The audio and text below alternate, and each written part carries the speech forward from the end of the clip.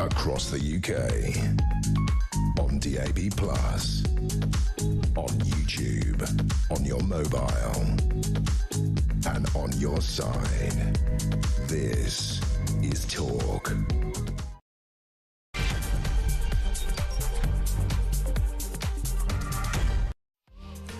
Well, a very good afternoon. This is Talk Drive. I'm Peter Cardwell. It's just gone 4 o'clock on Friday evening. There's so much to talk about. A £28 billion black hole in our defence spending. How on earth are we going to keep the nation safe? The BBC inviting people who are horrible about and say it's a good thing that Israelis and Jews die on BBC Arabic as short a time ago as last month. They say they've learned lessons from the many, many problems they've had with anti-Semitism, with fake documentaries and other things like that. Now they're in a position where they're still doing it. There's evidence of that. We'll talk about that. We'll also talk about Maccabi Tel Aviv. Yes, again, one of the mosques that Westminster police had consulted about this. What should we do about this match? Aston Villa coming and playing Maccabi Tel Aviv. Well, one of the mosques, guess what? It has a preacher in that mosque who says women should be beaten by their husbands if they don't obey them. Yes, really. That is who Westminster police decided would be a good set of people to ask about what they should do with their policing. Did they ask Jewish people in the community? No, they did that after they made the decision. Craig Guilford, who is the chief constable, inexplicably clinging on to his job. Starmer tells ministers to make funds available for digital ID. He's on his 12th U-turn since he became Prime Minister about pubs and their business rates. He's going to U-turn on that. The rest of the hospitality sector saying, hold on a second, what about us? What about restaurants? What about nightclubs? Rachel Reeves in a war of words with Reform UK. Also Nigel Farage accused again by further people of being racist, something he denies. Also Elon Musk and Grok AI images. This is a dreadful thing. If you're on X, which most people call Twitter, I know I do, you're on there, someone's fully clothed, there's a picture of someone fully clothed, you can ask an app on there, it's really easy to do, for the app to take the clothes off the person or to show them in a bikini or whatever. It doesn't have to be an explicit image, it can be any image. And now Elon Musk says it's limited to paid users, so it's essentially a premium service to undress people on this app. It's absolutely disgusting. It's something that Elon Musk says is okay, the government says it isn't. What do you think? We'll talk about the weather as well. You might have noticed it's a bit cold, wet, windy and rainy. 0344 499 1000 is the number to call to get your voice on the air between now and 7 o'clock. You can text me 87222 with the word talk in your text. You can tweet me at talkTV, follow me at Peter Cardwell. Send me a voice note please, less than a minute, 0344 499 1000. That is the number for WhatsApp text messages and also to give me a ring. 0344 499 1000. So much to discuss. Let's get your voice and your thoughts on the air here on Talk Drive. Messages coming in already. Thank you for them. George says, if the hotel doesn't accept homeless people, why does it allow these dingy people to stay? By definition, they are homeless. Really interesting point. This is a Holiday Inn Express that refused to take in homeless people despite the horrendous weather last night. They've since changed their mind and apologised. They later were housed in a travel lodge.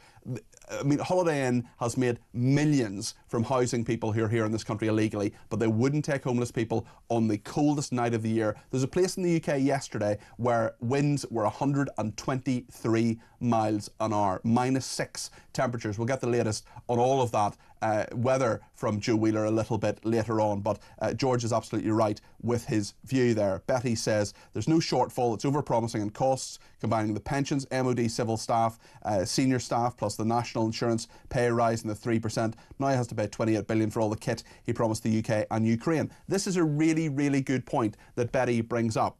If we're saying, as Keir Starmer is, he said it on Monday, he knew about this then, he knew about the £28 billion black hole in the Ministry of Defence budget on Monday. He said we're going to commit troops, peacekeeping troops, to Ukraine. Well, if you don't have any money, why are you doing that? It's also a hypothetical because the deal isn't done yet. Taff in Dover says, I was at my local pub last week and asked the landlady how Christmas and New Year was. The reply was, very quiet compared to last year. People are skint, so not going up. That sums up the country at the moment. Taff, it's a really good point, and pubs are struggling. We need to go out. You need to make sure you do so safely and get home safely, legally, of course, but do give them a bit of your support, because pubs are a wonderful place and you use them or lose them. I have one locally and I'm really worried about closing and go there as often as I can. Mick in Wallington says, Starmer has a history of duplicity and U-turns. If he was deployed to Ukraine, I would be very concerned that Starmer would change the rules of engagement and I could end up in court. Another issue that people want to talk about prosecution of soldiers. Just one more message before we go to our top guest. Damon in Wigan says, hello Peter and hello Jack, talking to my cat. There's no way the Prime Minister didn't know about the shortfall for the Ministry of Defence. Why can't he take responsibility? He is the Prime Minister, and Peter, you know it was in the armed forces, and we need the armed forces now more than ever to keep us safe. I don't think Starmer was in the armed forces. Maybe I've read your message incorrectly. He knows the armed forces now do more than ever to keep us safe, and they can't do it with short amounts of money. We're sleepwalking into disaster. If we don't wake up, the government should be able to protect the British people no matter what. Thank you, Peter. Well, thank you, Damon, for your message. I want to talk about all of this with William Clouston, who is leader of the Social Democratic Party. William, you're very welcome to the programme. How are you this afternoon? I'm good, thanks, Peter. Good to be here. Thank you. £28 billion defence shortfall. Apparently, the Prime Minister was told about this before Christmas. It was him, it was the Chancellor, it was the Defence Secretary, and they said, oh yeah, actually, huge black hole in our finances, 28 billion quid. What do you think should happen now? Well, they're in a total bind, Peter, because the tax base in this country is literally disintegrating before our eyes, and virtually every single decision the government has made since it came in has been against a turnaround. So, you know, they got in and they said there's not enough money, so there was a scare, business confidence and investment fell, and so it made things worse, and they've made things worse at every single turn. So, I mean, they can't balance their budget. So the basic question you've got to ask, if you've got a budget deficit of over 100 billion, where is the money for this? So they want to put this on borrowing. You know, the welfare bill in the entitlement state is expanding at a rate, and they've done absolutely nothing to deal with it. And there's no doubt at all that we need this money spent on defence. And it's not just about spending it, Peter. It's spending on the right things and having the right policy. But one of the first things they need to do is to reshore industrial capacity. You know, we've got, in this world that we face of multipolarity and alliances falling apart, British security depends on what we can produce here safely. And it doesn't matter where you look at it, from energy to anything else, we're not in a good place, I'm afraid. You're absolutely right, and money is a big issue. It's something that Keir Starmer has told ministers to make cuts to fund a digital ID scheme. Do you honestly believe digital ID will ever happen? I don't think it will. He's asking for 1.8 billion to be shaved off budgets. If we're in a situation where digital ID happens, I don't think it's going to be for nearly half the reasons that the government thinks it will. What's your opinion, William? It shouldn't happen, Peter. It shouldn't happen for lots of reasons. First, they have no mandate for this. It wasn't in the Labour Party manifesto. The 1.8 billion the OBR think that it'll cost is almost certain to rise. But my objection isn't really the money. I mean, it will cost a lot of money. My objection is based on the fact that we're losing our freedoms. What they're doing is mandating an ID card in Britain. And one of the justifications, the prime justification, is that they're looking for illegal migrants. And I would turn to them and say, why don't you just look at the south coast? You can see people coming over and they're doing nothing about that. And slowly but surely, the embedded freedoms that English and British people have had for years and years and years are being eroded. And I don't often do this, but I've written something down and I'd like to read it out. This is a quote from A.J.P. Taylor's English History, and I'll read it. Until August 1914, a sensible, law-abiding Englishman could pass through life and hardly notice the existence of the state beyond the post office and the policeman. He could live where he liked and as he liked. He had no official number or ID card. Now that's what we're giving up, Peter. And in principle, I'm against this. We're not a free country if the government tells you you've got to have this, and honestly, but William, to sign on for a job, for example, you're going to have to show your passport anyway. That is something that already happens. There are lots of times when you've got to show some form of ID. Why is this different in your view? Because what it is, it's a mandated system on your smartphone, and it's a route to facial recognition. What they'll do in the end is monitor your entire existence. You talked in your intro about the pub. I'll be going to the pub tonight. I might well use cash. What I don't want to do is to be monitored in every aspect of my life. And that's the route we're heading. And I think unless there are safeguards on our freedoms, this will go further and further and further. I don't mind. Look, if you want services, I think that the NHS, for instance, which is a national health service. But this is the point, William. This is the point. They'll say, I'm agreeing with you, by the way, they'll say, oh, you've got to show your digital ID to access NHS services. Show me the nurse or the doctor who, someone goes into A&E and they've got blood spurting out of their arm, who says, oh, I'm terribly sorry, you don't have a digital ID, I think you might be a migrant, we're not going to treat you. It is not going to happen. Well, you're quite right. And it won't happen. And another reason that it won't happen is that there is growing public anger about this, and the support for digital ID, which is quite high, actually, has plummeted. There's a petition which I have signed, which many other fellow citizens have signed, which is up to well over 3 million signatures now. So I suspect you're right, actually. Your instincts are right. They'll try it. Despite the Tony Blair, it's totally impractical. It can't work. Yeah. I just want to ask you about another story, William. This is about a homeless man who refused entry to a city centre hotel. Let's just have a look at a clip from the BBC about this. I'm not going to be able to check you in. Why? Full truth and transparency of the building, obviously. I know that you're from the street and the hotel doesn't allow it. Not a personal thing. I'm not from the street. We've just come all the way. We've booked the... We know people. I've been on doing the doors and that for a while. We've had. The hotel won't. If the hotel won't allow me, my manager would have. We've put 30 people in rooms over the past 2 days. Do you know that? I do. All it's over. The company's policy. Do you know it's -6 outside? It's not mine personally. It's the company's.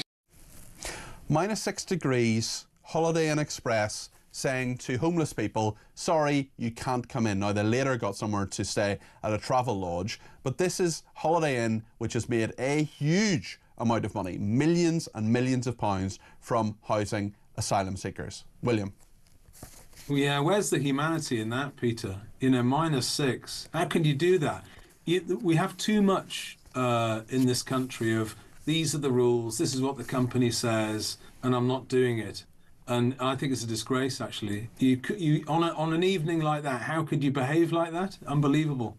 Yeah, it really is shocking. Let's talk a little bit about Nigel Farage, because in The Guardian today, where else, he's being accused again, the 34th person is accusing him now of racism. An ITV News political correspondent tried to ask him about this the other day. This is what happened. Just before Christmas, ITV News did a report where they interviewed 5 of your former classmates, where for the first time during the broadcast interview, they outlined the allegations of anti-Semitism and racism that they say you are responsible for. Will you apologise to them? And if not, why do you find it so difficult to apologise to people who are clearly hurt by what they say you did? I don't apologise for things that are complete made-up fantasies.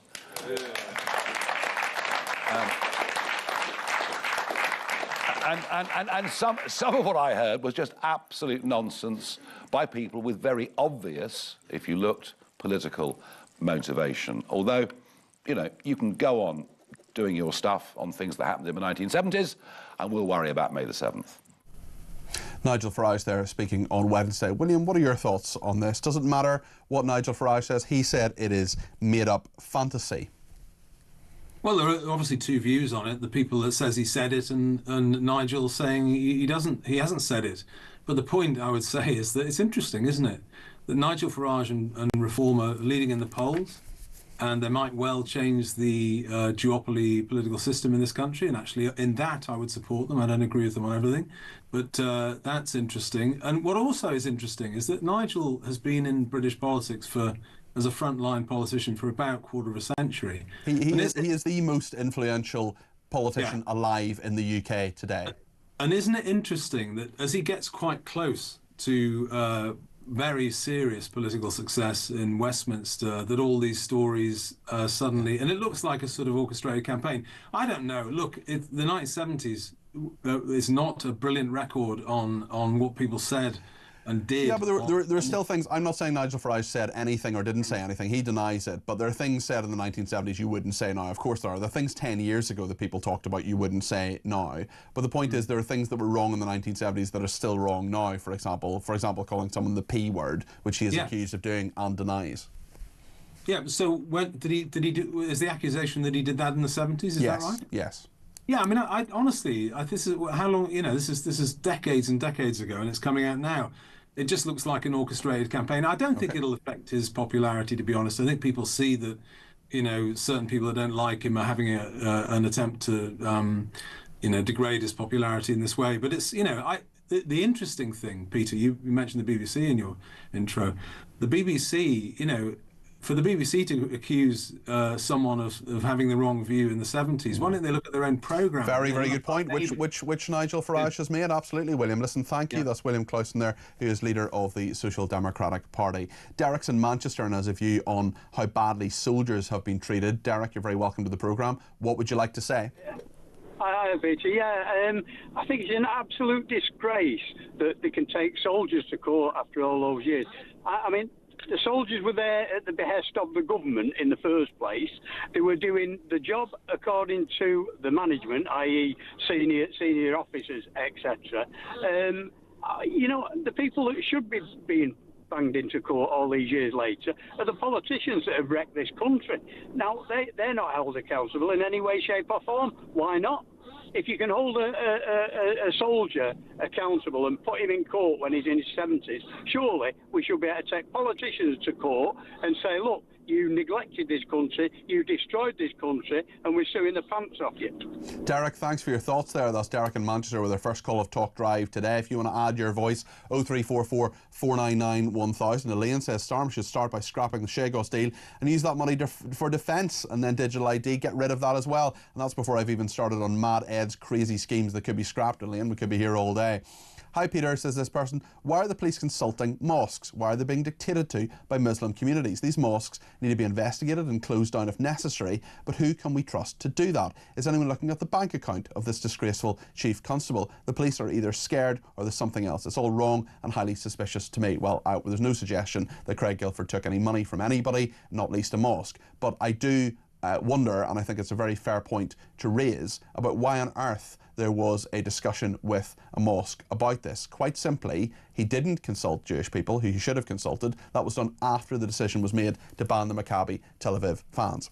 We're going to talk more in just a minute about all sorts of issues, including this big issue about Grok and X and what's happening online and keeping our kids safe. Just before we go to a break, I just want to say that one of our very, very valued staff members, a guy called Titus D'Souza, is leaving us in the next few days. There's a whole team behind the scenes that do a brilliant job and keep me on the air. They talk to me in my ear, they put things on my screen, and I could not do my job without the fantastic team that support me here on Talk Drive and behind the scenes in management as well.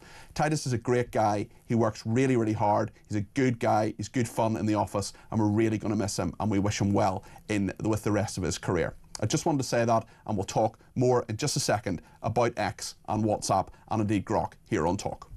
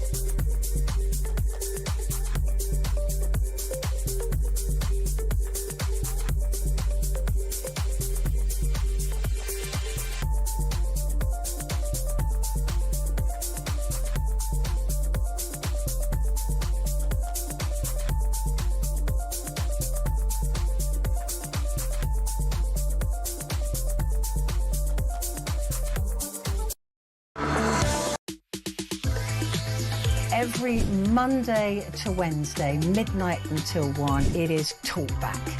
Such a shortage of housing. You've got landlords, right, have taken that on board, and it's an absolute disgrace.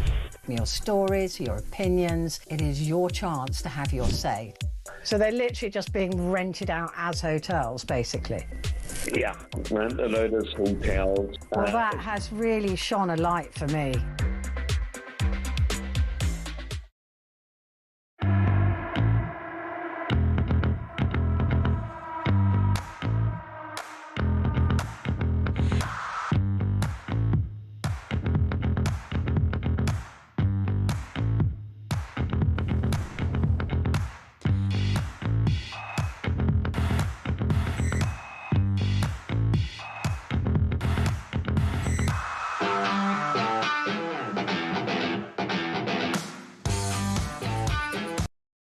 Across the UK, on DAB+, on YouTube, on your mobile, and on your side.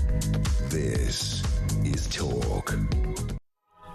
Time now to find out how you could be in with a chance of winning a trip of a lifetime to San Francisco. Talk is giving away flights, a 3-night stay at a 4-star intercontinental hotel, £2,500 spending money, plus tickets to the Super Bowl to top it all off. Listen to find out how you can enter.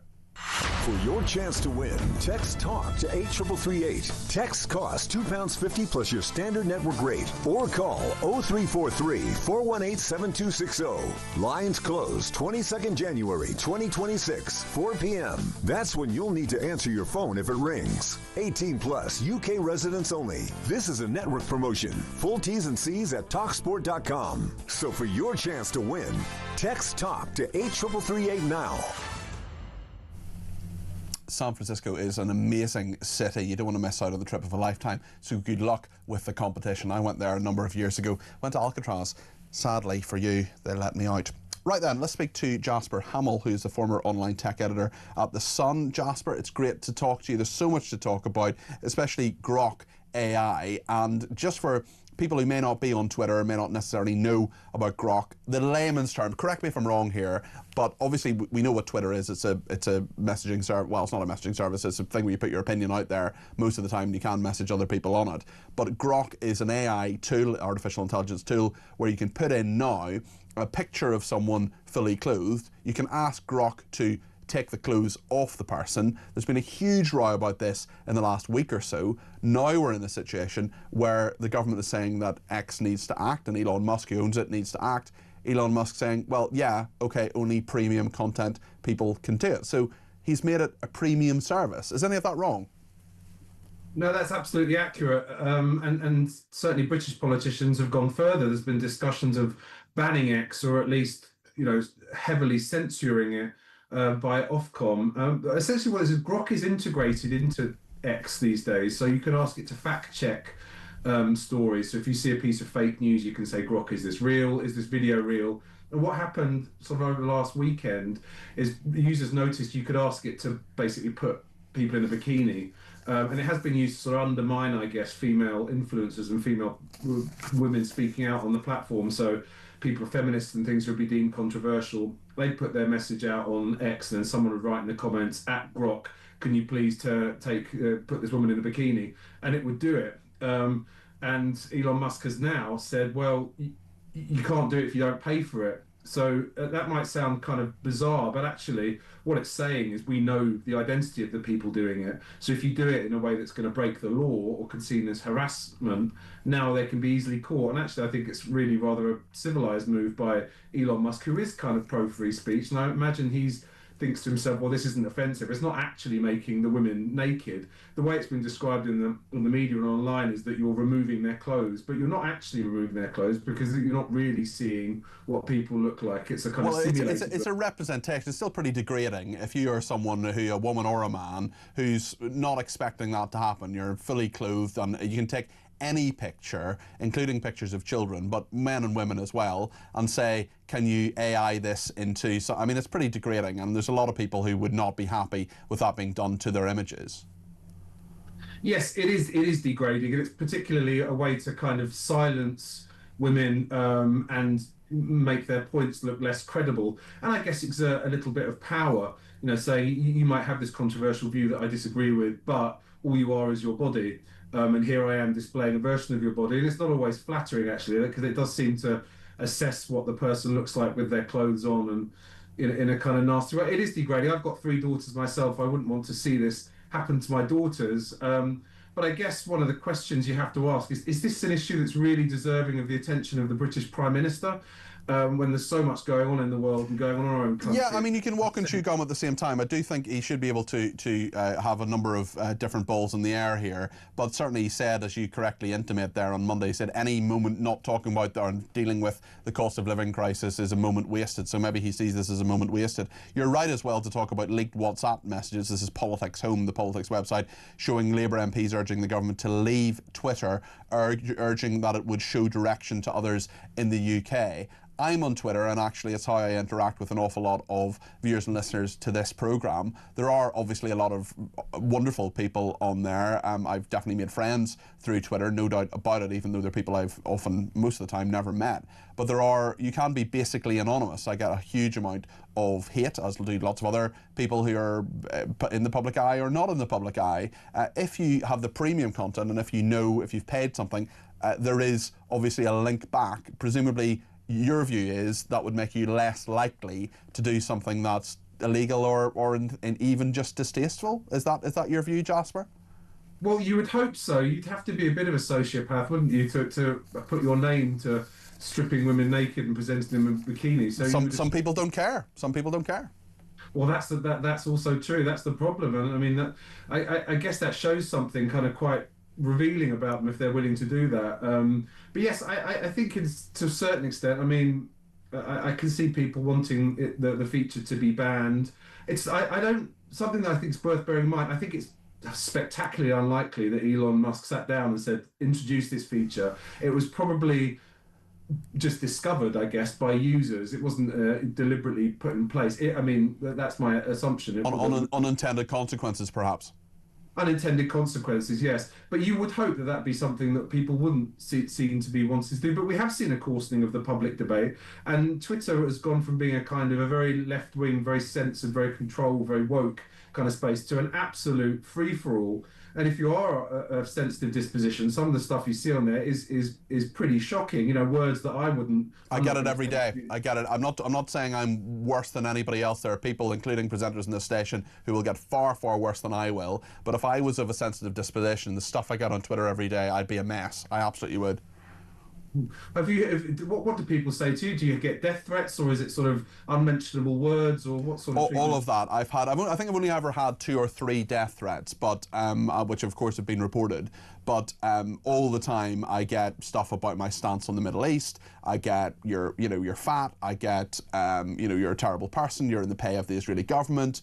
You are a shill to, you pick who it is. I'm either a pro-Labour person, a Reform shill, a Conservative shill, whatever it is. And just lots of general abuse. I'm stupid, all that kind of stuff. I get that every single day. And then I also get lots of really, really nice stuff as well, and actually sometimes very, very touching messages and comments from other people. I see it as part of my job. I'm not sitting here complaining about it, I should say. I'm just factually telling you for the purposes of this interview. But yeah, of course it has got to me at various times. Various people have said things. There was one person, there's one particular thing. I hope my mother's not listening to this programme, but it was a picture of my grandmother that I put on social media. My grandmother was the last photo I had with her before she died a couple of years ago, and someone had put on it saying she's dead. He probably thinks Hamas killed her. I mean, that was just probably one of the most hurtful things that anybody has ever written online, and I remember it. I'm recalling it now. But that is like 1% of what a lot of people get. You want to see Julia's timeline? Yes, I can imagine. It is appalling, and certainly X is much more of a less regulated space than it was.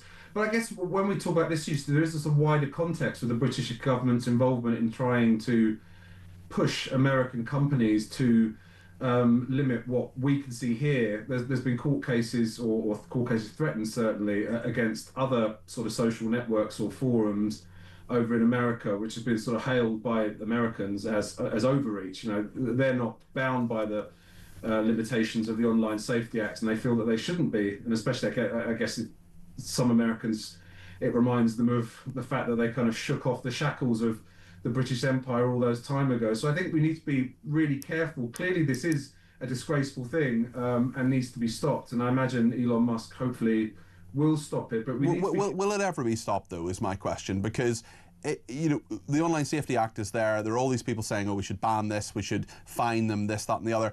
The legislation is never faster than the technology emerges, is it? It's never faster than the new things technology can do. Absolutely not. You know, one of the mottos of Facebook famously is move fast and break things. And if you apply that to a whole society, then yeah, politicians haven't got a chance of keeping up with the speed. And what really happens when you ban things on very prominent platforms is they just move underground. Like, some of the research here is that there've been AI models, as indicated, that there have been AI models used to create images of underage people, you know, to take the clothes of underage people and then share them on the dark web. There's really no way of controlling that. And one of the arguments for keeping things in the public domain is that at least you can keep an eye on people and punish them when they do something like that. If you drive it underground, there's a risk it gets worse, and it's worse people doing it. I suspect not everybody that's doing this is actually evil and awful. Some of them will just think it's funny, and I know we know it's not funny, but they might not be as appalling as they appear. Whereas if you're doing, you know, much worse things on the dark web, you really are, you know, an awful, appalling human being. And then we drive them underground, we don't know what they're doing. Well, that's it, and some people just have no shame. Jasper, thank you. Jasper Hamill there, former online tech editor at The Sun. He's a tech journalist. Thank you to Betty, who says ChatGPT can do the same thing. It's not the person's real body, it's a fake body. Obviously, nobody has an issue when used on their Instagram for the last few months. It's just anti-X attack because he stopped supporting the left blindly. I think it's more complicated than that, Betty, I'm afraid. David in Worcestershire says, strange that Labour can move quickly to try to ban X for making AI images of women, was not moving quickly to stop the raping of teenage girls by mainly Pakistani men. I know which is worse, says David in Worcester. And the thing is, David, you're absolutely right, but at the same time the government actually isn't doing anything. It's saying, oh, this is all a bit dreadful. The Liberal Democrats, by the way, have called for Twitter to be immediately blocked in the UK while a criminal investigation takes place on Grok's AI sexual images. We cannot wait for Elon Musk to do the right thing while real people are being abused and exploited as we speak, say the Liberal Democrats. Tarquin's in London and wants to talk about digital IDs. Tarquin, you're very welcome to the programme. What would you like to say? P. Hi there. You're an absolute star. Take no notice of those knockers, mate. You're brilliant. All right. Thank you. Yeah, this digital ID thing. You heard that cretinous moron Starmer today or whatever, yesterday, whatever it was, saying, oh, it's been difficult for people to access services. Well, I tell you what, Starmer, get on here with Peter, son. Tell us how the blind people of this country, of which there are about 400,000, are going to be in any way capable of having a smartphone or whatever. To say nothing of 2 million people who don't have internet in their homes and who presumably therefore don't use smartphones, or a lot of them anyway. There you go. So this bloody fool is actually going to be blocking off old people who maybe have motility issues with their fingers, arthritic fingers, and he says that they're going to have even more. This guy is a complete, he's a liability, and I think he's on a promise. This is my view, Starmer. Take me to court if I'm wrong. I think you're on a promise, Sonny Jim, from Blair because of his friendship with Larry Ellison, who's paying hundreds of millions. Listen, we don't know about that. I want to keep us all on the right side of the law, Tarquin, and I'm sure. Well, let's not get into any litigation, Tarquin. Listen, I'm sure you make some good points in the early part, certainly, of what you said. And Tarquin, you're not old anyway. You're classic. Lots more to discuss. We're going to talk to Nicole Lambert in just a second about BBC Arabic. Speaking of broadcasters that could do with some fundamental changes, journalists with horrendous views allowed on there, even as soon ago as last month. We'll talk to Nicole in just a second. Stay with us.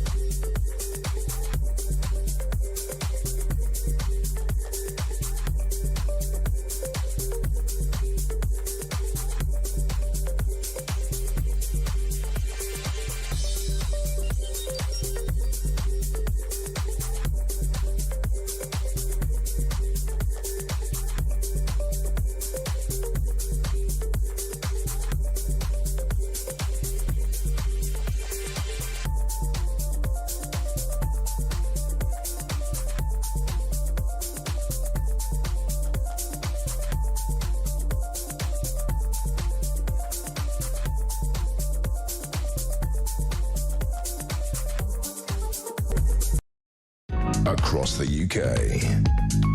On DAB+. On YouTube. On your mobile. And on your side. This is Talk. Lots of people are in touch about AI. Sunny in Reading says X is not the only platform that has AI. There are lots of online sites that will remove clothes completely, not just put a girl or woman in a bikini. Amanda says, what a great shame Grok has a dark side. My 3 grandchildren were transformed into Christmas elves online, which was delightful. I mean, there are lovely things that you can do with AI, very, very helpful things you can do with AI. It's a bit like the internet in general. Some of it's great, some of it's a sewer. Thank you to Brian, who says the people complaining about Elon's Grok changing people's faces and bodies are the same people that cheer when a little moustache is added to Nigel Farage's top lip. Amber in Bristol says, I keep saying we should load homeless people in the UK into dinghies so they can be rescued and get free accommodation and meals. And Steve says, if only the government would be as vigilant with the sexualisation of kids with grooming gangs as they are with X, I wonder why. One more message before we go to Nicole Lampard is from Tad, who says, afternoon Peter, I have eyes on the situation in Iran. I have a feeling of foreboding. We now have lots of people resident in the UK who feel Iran's Sharia law is the true way to go. This is so far removed from traditional British values. It has set a dangerous and irreconcilable dichotomy. We cannot expect Starmer to resolve the matter in the UK, in the UK's best interest. He is clueless. Well, Iran, certainly, there have been many nights of protest now, huge inflation there, but it's not just about the collapsing economy. It's about the brutal regime suppressing people, suppressing free speech, suppressing people who say that they don't like their regime. Many people have been arrested and killed. Trump says he's going to take strong action. We're going to talk about quite a number of issues with Nicole Lampert, but Nicole, I know, looks at the Middle East and is an expert on so many issues there. Nicole, what is your take on what is happening in Iran? This is different to previous times when there have been uprisings, I think. What do you think? I've spoken to quite a lot of Iranians. I hosted an event on X the other day, speaking to them, because I think part of the thing with the Iranians is they feel they're not really being heard, and that the media hasn't paid enough attention to them.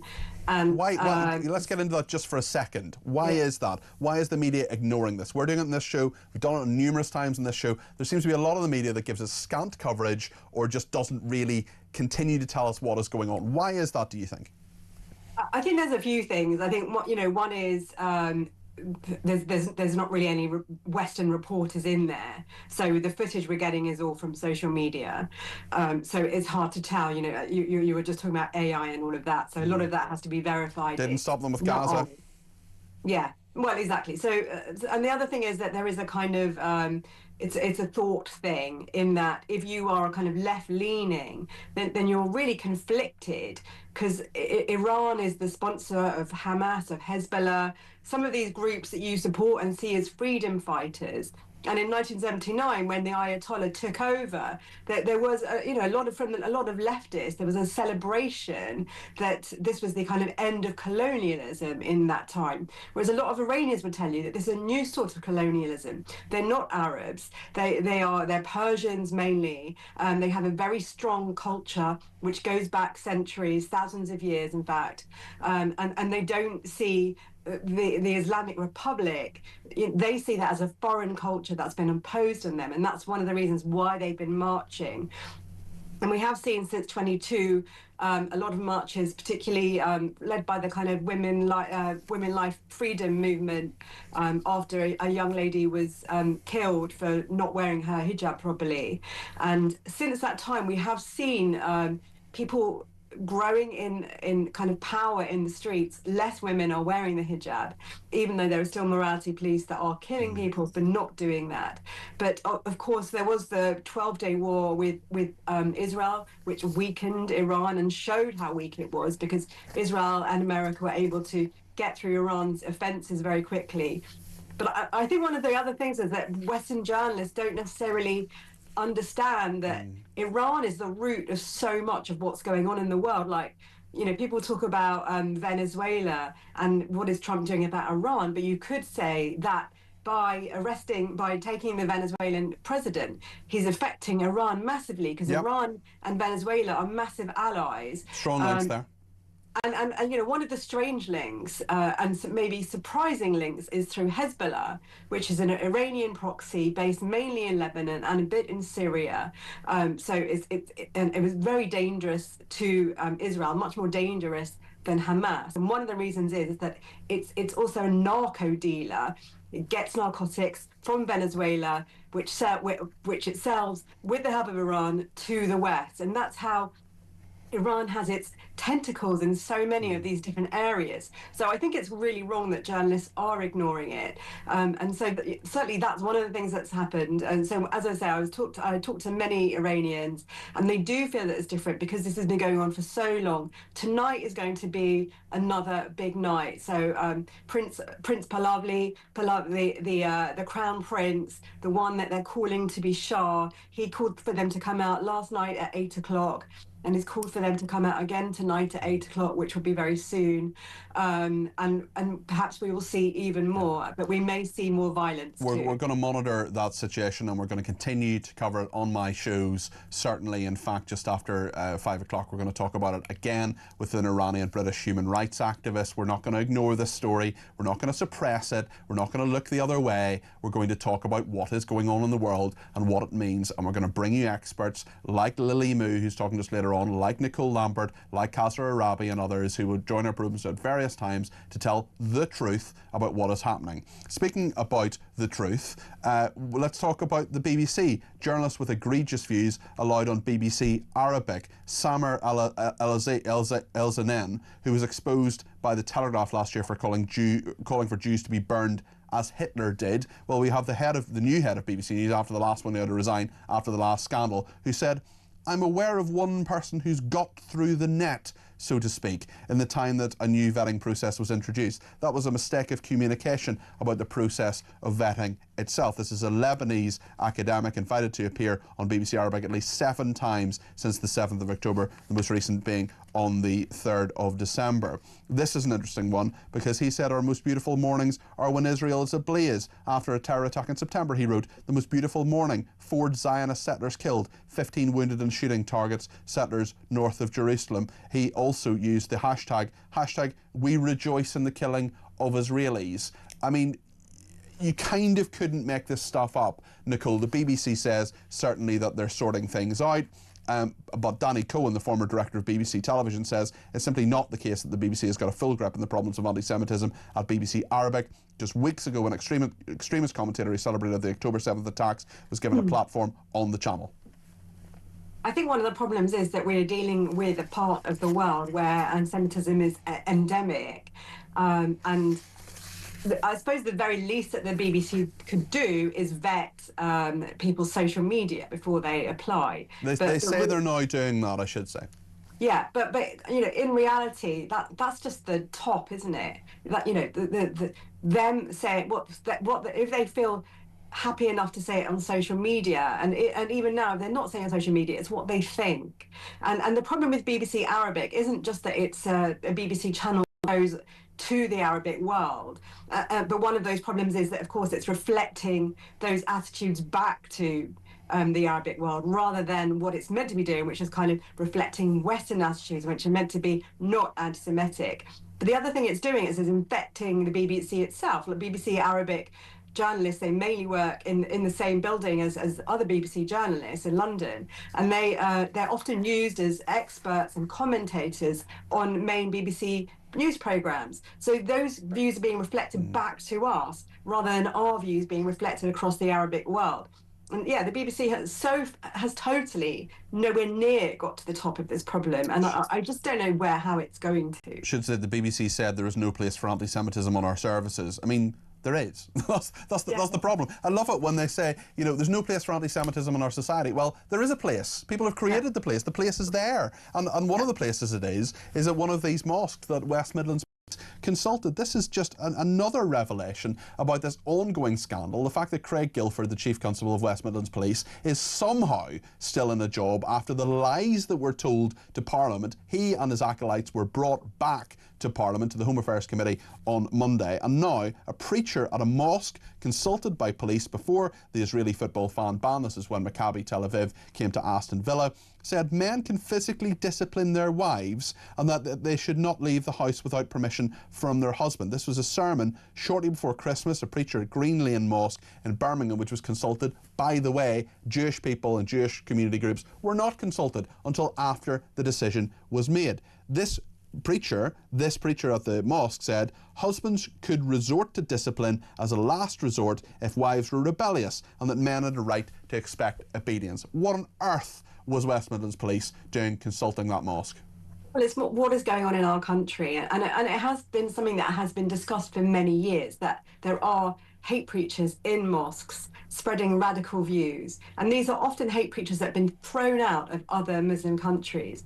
I'm not sure if it's a story that you've discussed at all today, but the UAE has actually told people is not going to sponsor students to come to Britain because it worries they're going to be radicalised by the Muslim Brotherhood. And that's an astonishing story that tells. I have seen that story, and it tells us where we are right now, doesn't it, Nicole? You've got the United Arab Emirates saying we are not going to sponsor students to go to the UK because they might be radicalised by the Muslim Brotherhood in the UK, not in the UAE, in the UK. So these are people, they've been thrown out of Muslim countries because they're so radical, and we are giving them homes, we're often giving them free houses and all of this stuff. And you just have to ask, what is the British state doing? And this isn't a new thing. I live a few miles away from Finsbury Park Mosque, and there, they radicalise people into terrorism.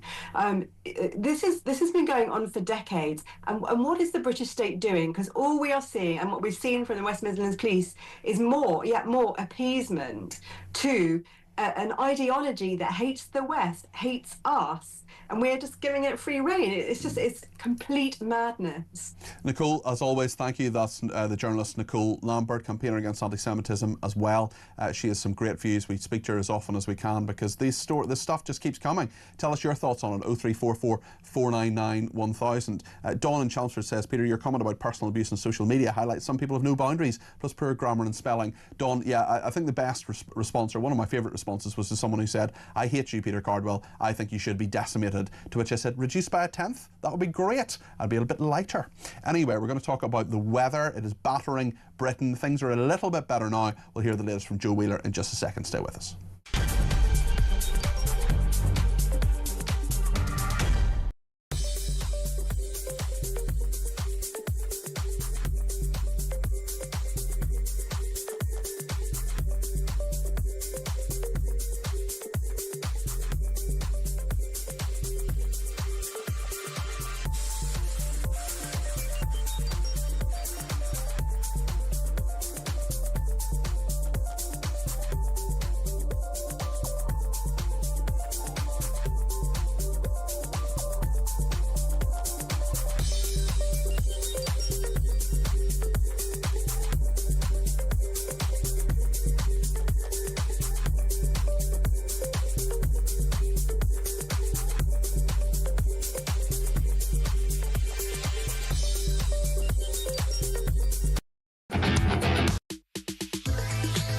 Every Monday to Wednesday, midnight until 1, it is Talkback. Such a shortage of housing. You've got landlords, right, are taking that on board, and it's an absolute disgrace. Your stories, your opinions, it is your chance to have your say. So they're literally just being rented out as hotels, basically. Yeah, rent a load of hotels. Well, that has really shone a light for me.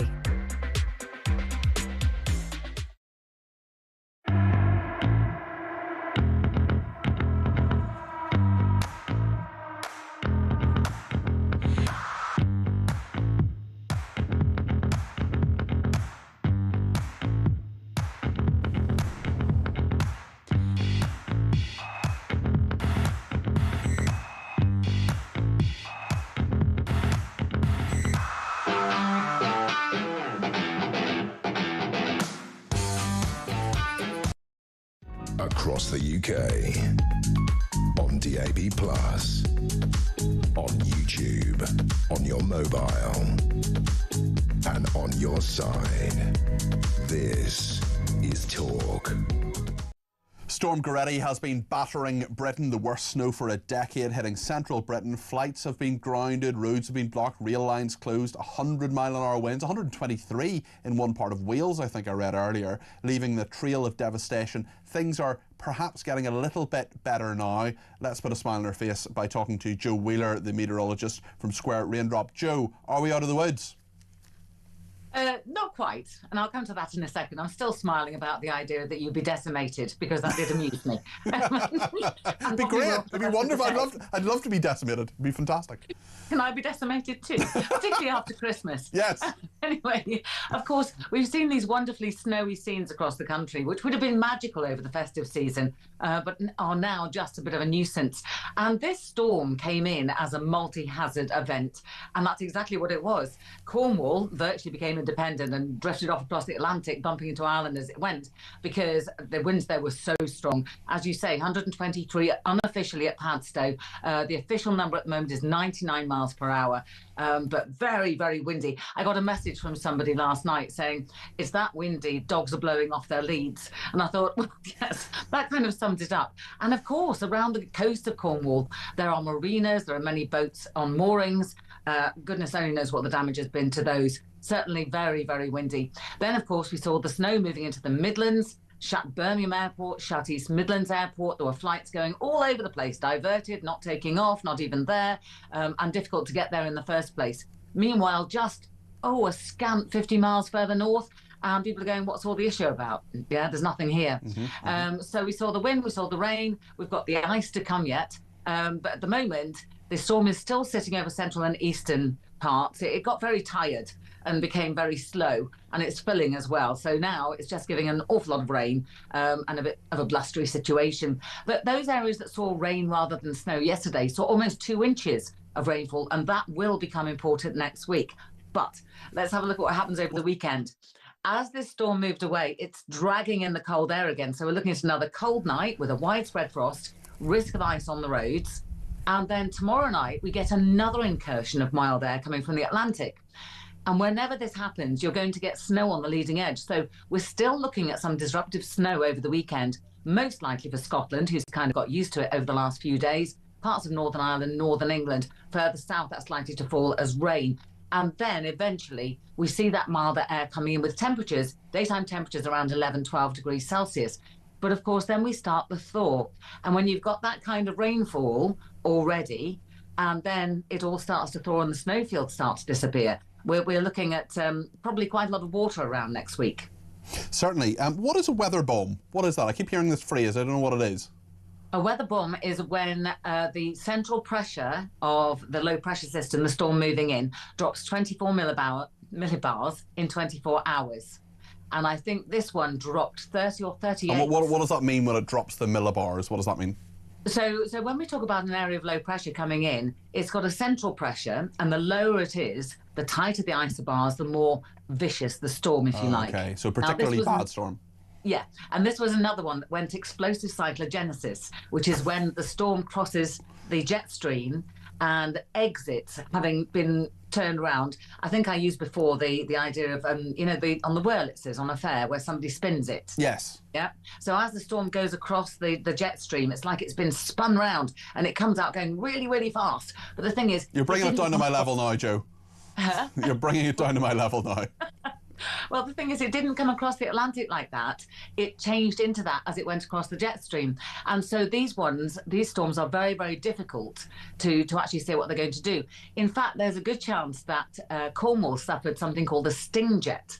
This was being spoken about before the event, not yet been confirmed, but it's where basically you get a small area of incredibly strong winds. It's what happened back in 1987 and why that still wasn't a hurricane. Okay, thank you very much indeed, Joe. Bring us up to date there. No doubt we'll talk again in the next few days. Joe Wheeler there, the meteorologist with Square Raindrop, my favourite weather forecaster. Let's hear a couple of voice notes. Pete on digital ID first. Good afternoon, Peter. These digital ID cards, we'll have to show them everywhere, every single where, and they'll control what we do, what we say, what we eat, where we go. You've got to watch this. These need to be replaced. These need to be out on a general election called. Pete, it's interesting because they originally said, of course, oh, it's just when you get a job you'll have to show your digital ID. Then they started talking about all sorts of other things. They talked about babies having digital IDs. Well, they don't need a digital ID because they won't have a job until they're at least 16 or 18. Ian has been in touch on digital IDs too. Hi Peter, it's Ian from East Grinstead. Talking about digital ID, I was under the impression that when you reach the age of 16 or 18, everyone was giving you a unique national insurance number. Now, surely it can't be mind science for, say, if you go to the NHS, I want treatment, fine, give me your national insurance number. And people could look that up, and then basically you could just check the person's national insurance number to their identity on, say, a driving licence, on a debit card, to make sure it all tied up, especially if the driving licence with a photograph. So digital ID really is not necessary. And as your commentator says, this is going to end up being linked to your lifestyle, and then you're going to be watched on what you eat, what you drink, how much you fly, how many miles you drive. And you know what? Big Brother watching you. It's China all over again. I do not want my doctor knowing how many Diet Cokes I drink. Kelvin has been in touch on the homelessness story and boots on the ground in Ukraine. Good evening, Peter. Of course, these hotels won't put our homeless people up because the government won't give them the money to keep them there, will they? Like they do the migrants. And this about boots on the ground in Ukraine, I wouldn't worry about it too much, mate, because that's all it'll be. Boots on the ground. There'll be nobody there wearing them, so it'll be totally useless. Another idiotic slogan or saying from Keir Starmer. Have a good evening, mate. Thank you, Calvin. Much appreciated. Mira from Tel Aviv, joining from Tel Aviv. Hello. Always great to hear people right around the world watching and listening to the programme, especially in Israel. Been sitting tight monitoring Iran, hoping they won't strike us again. Of course, the Israeli people went through an absolute nightmare, that 12-day war, and innocent Iranians as well dealt with that. Been sitting tight monitoring Iran, hoping they won't strike us again. If the Persian people can do this themselves, it will be better for everyone. But they now have the best chance ever to take their country back, thanks to Israel and the USA. And Leslie says, in 2020, Starmer said on Boris U-turns to correct 1 error, even 2 might make sense, but when the government's notched up 12 U-turns and rising, the only conclusion is serial incompetence. There's always a quote, isn't there? There's always a tweet. There's always something they have said. We're going to talk about all of this in just a few minutes. I want your views on it too. 0344 499 1000 is the number to call.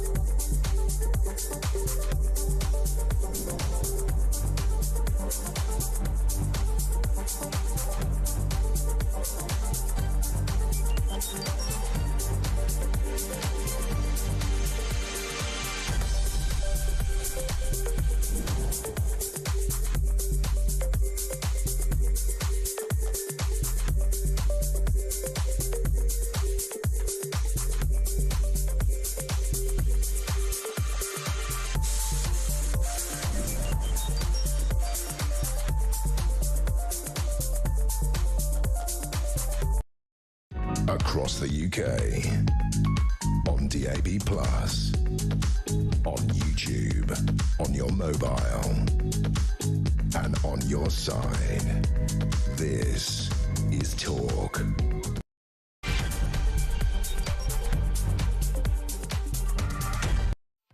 Well, a very good afternoon. It's just gone 5 o'clock. Thank you so much for your company here on Talk Drive. There's loads to talk about between now and 7 o'clock. A digital ID, Starmer telling ministers to make cuts to fund it, but he's got another problem, and that is £28 billion missing, well, not missing, but a big black hole basically, from the military and defence budget. We'll talk about that as well. Rachel Reeves seems to be poised for a climb down on pubs, but what about the rest of the hospitality industry when it comes to business rates? Quite a number of them over the past few days here on Talk Drive, talking about how crippling that is with all the national insurance rises, minimum wage rises and all the rest. Nigel Farage under pressure again. A 34th person has said he was a racist back in the 1970s. He denies it. Is that something you care about? Is it just a witch hunt? Or actually, if he made those comments back then, maybe it does matter to you? Let me know your thoughts about all of this. 0344 499 1000. We'll talk about Iran. We are not ignoring this story. Some of the media are ignoring it. We're going to cover it. We're going to keep covering it here on Talk Drive.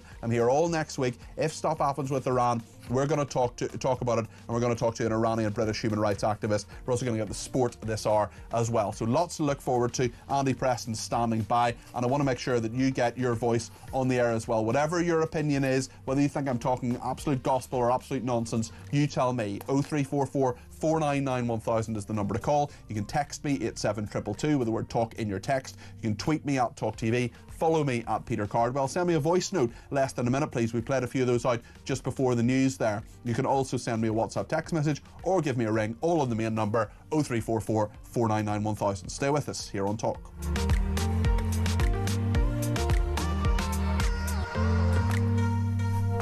Loads of people getting in touch on ID cards, including Rich in Yorkshire, who says if Labour instigate ID cards, and some, probably many, refuse them, Starmer threatens that they will not be allowed to work in this country. That would mean that even more people would be on welfare, and there would be even fewer people to fund it. Maybe you won't be able to claim welfare either if you don't have an ID card. Can anyone tell me where the common sense in that is? Roll on the general election, says Rich. Well, Andy Preston is with me, the political commentator and former independent mayor of Middlesbrough. Andy, lots and lots of views on digital ID.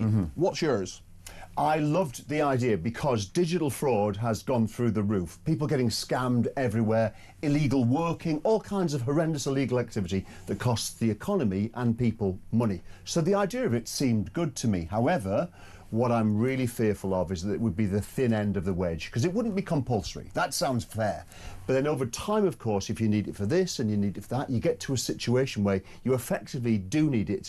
It effectively becomes compulsory. And you do that. They do that thing where they add a bit of friction, where they say, actually, if you want to go and access this service, just show us your digital ID. Really, that's the fastest and easiest way to do it. But if you don't have a digital ID, you don't have to have it. But if you don't have one, you've got to show us this, you've got to show us that, a bill from the last 3 months, Absolutely. And you know, a little bit like COVID jobs, some might say. Exactly right. So the thing is, when Starmer first mentioned this, Peter, the public were largely behind it. There's certainly some people who were very concerned, but most of the public was very welcoming, and it was talked about a way of stopping illegal working and people doing what they shouldn't. Sounds great. Gradually, the number of people that support the idea is ticking down by the week. We've seen that in polls, definitely. Absolutely. Yeah. And what we've learned is that there was no provision for this 1.8 billion cost. If they say, by the way, if they say 1.8 billion, it's probably 3.6 or 5.4 billion. Yeah. This money hasn't been allocated in the budget. So as you said earlier, that means they're scrabbling around saying to ministers, cut this, spend less on potholes, shave a bit off the NHS budget or whatever, find me that 1.8 billion. So that's going to be hugely, hugely unpopular with the public. And we'll get onto the pubs perhaps in a minute. The pubs need another 1 billion, perhaps maybe 2. Well, scrap the ID cards and stick it into pubs. It's a very simple thing, and actually some of the pub stuff, the very basic thing on the rates, you could sort out with 300 million, which is, you know, from a government perspective, not very much at all. What is a large amount of money is £28 billion, which is missing from the defence budget. Tell us about this. So basically, we've talked tough.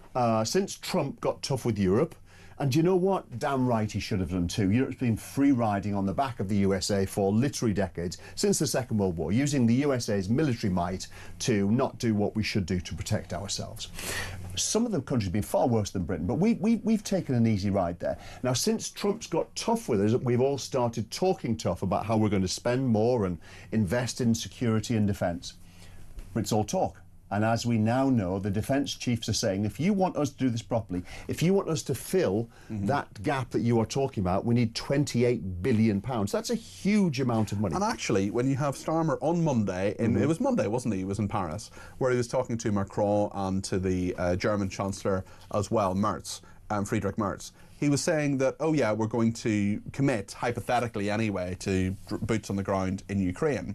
First of all, that's a controversial thing that I don't entirely agree with as a concept. Many people will, but I don't think it's necessarily a good idea.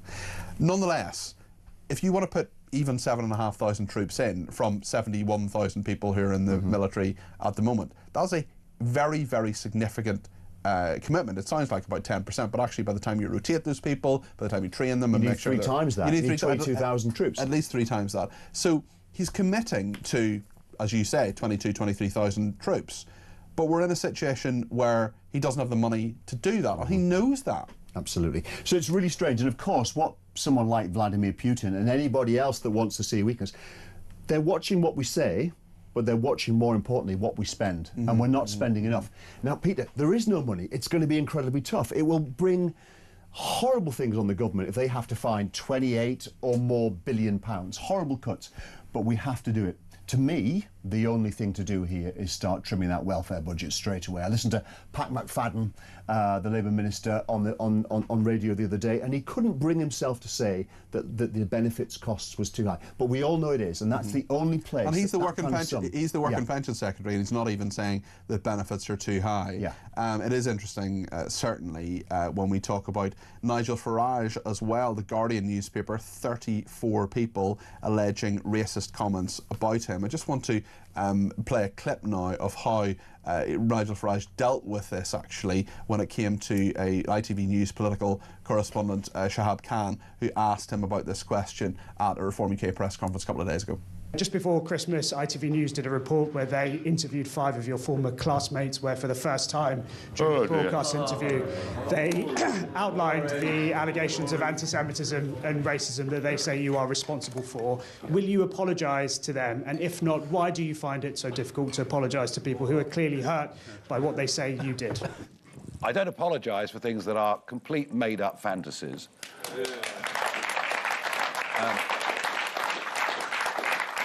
And some of what I heard was just absolute nonsense by people with very obvious, if you looked, political motivation. Although, you know, you can go on doing your stuff on things that happened in the 1970s, and we'll worry about May the 7th.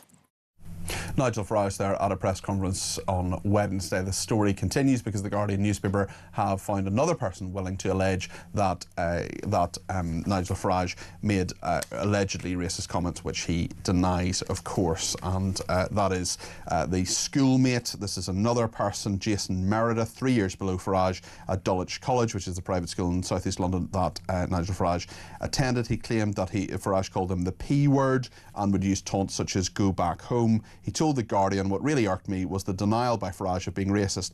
The P word was bandied by him by Farage. There was a kind of an entourage, if I remember right, hangers-on. Go back home. The taunts are something I remember. The word," and he says the word beginning with P, I'm not going to repeat, "go back home," being used something more than one. Simple taunts like Jason is a P word. I was 15, 16, something like that. Now, Nigel Farage says these are fantasy. Andy, it's a straightforward he said, she said argument. We don't know. This was 50 years ago. There are certain things that if you said them today would be different. There are certain things if you said them 50 years ago, they're still unacceptable at that stage. What do you make of this, Roy? Peter, nobody, none of us, not me, not you, not anyone, should be judged on what we said or may have said 50 years ago. It's utterly preposterous, especially when you're a minor in a school environment. So nobody should be judged on that. However, Nigel Farage, when I watch that clip and when I see other clips, when he's confronted with this, he's not himself. He is uncomfortable with this. He is very uncomfortable with this. He acts brave, he acts. Isn't he just annoyed that it keeps coming up and people keep dragging these things up? I think there's something to this story, and do you know what? I would have no issue if Nigel Farage or anybody said, do you know what? I think I did say some stupid things, some of which were hurtful, and I actually regret that, but it was 50 years ago and I was 12.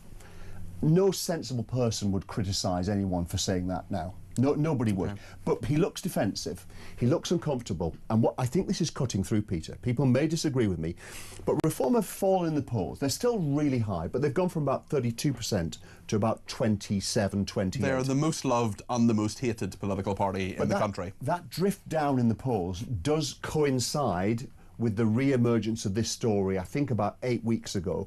This is, I believe, having a little bit of impact. Reform is still flying high, but this is starting to clip Farage's wings. You've been an elected politician. You've been asked a lot of tough questions. We're just talking about the politics today. This is a nice conversation on the TV, on the radio. But if you're in the sights of an interviewer, if someone like me is saying really uncomfortable things, you field on this. This is a dreadful thing. You've said you'll do this, and you've done this instead. You don't have enough money, whatever it is. How do you deal with that? How do you stay calm? Well, staying calm is really tough, and actually staying calm is sometimes the wrong thing, because there's an inclination to be defensive and to speak in a very measured way. But what the public always respect is candour. When you're honest and say, do you know what? I should have done that better. I did screw up there, and we're going to do it again, and we're going to try and improve it. But if he the says, love that. Well, let's say for the sake of argument now, he totally denies this, and I'm not accusing Nigel Farage of anything at all. I want to make that absolutely clear. But imagine he were to come out and say what you said. Do you know what? I said some stuff I shouldn't have said. Well, doesn't that just feed into the narrative that so many people have? You know, I get this sometimes on air as well, where people say, oh, you know, Nigel Farage wants to cancel gay marriage. No, he doesn't. No, he doesn't. The chairman of his party is David Bull. Yes. You know, who's an openly gay man. Yeah, absolutely. You know, he hates Muslims.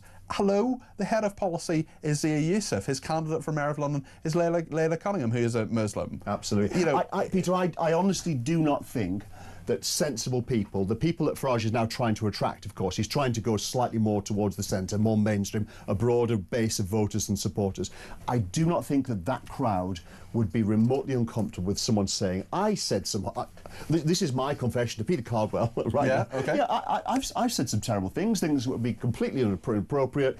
I do regret saying them. I'm what sure have you said? Have you some of my school friends would have said them as well at the time. You said racist things? I've said things that now would be inappropriate and completely used words that I would regret and certainly wouldn't want my sons to ever use. Okay. But 30, 40, 50 years ago, come on. Were they unacceptable then as well? No, I don't think. I think they will. I think they were far more common, and I've certainly done things that I regret. And I think if Nigel Farage were to say that, I would have huge respect for that. Okay, okay. Huge respect. I also want to confess that I am not as pure as the driven snow, and have sometimes done some things Peter, that I regret. I'm not. Let he who is without sin cast the first stone. I want to talk a little bit about Grok. Keir Starmer talked about Grok. This is the AI tool that is on Twitter. This is what the Prime Minister has said about the fact that it takes clothes off people virtually. This is what the Prime Minister said. Disgraceful. It's disgusting, and it's not to be tolerated. X has got to get a grip of this, and Ofcom have full support to take action in relation to this.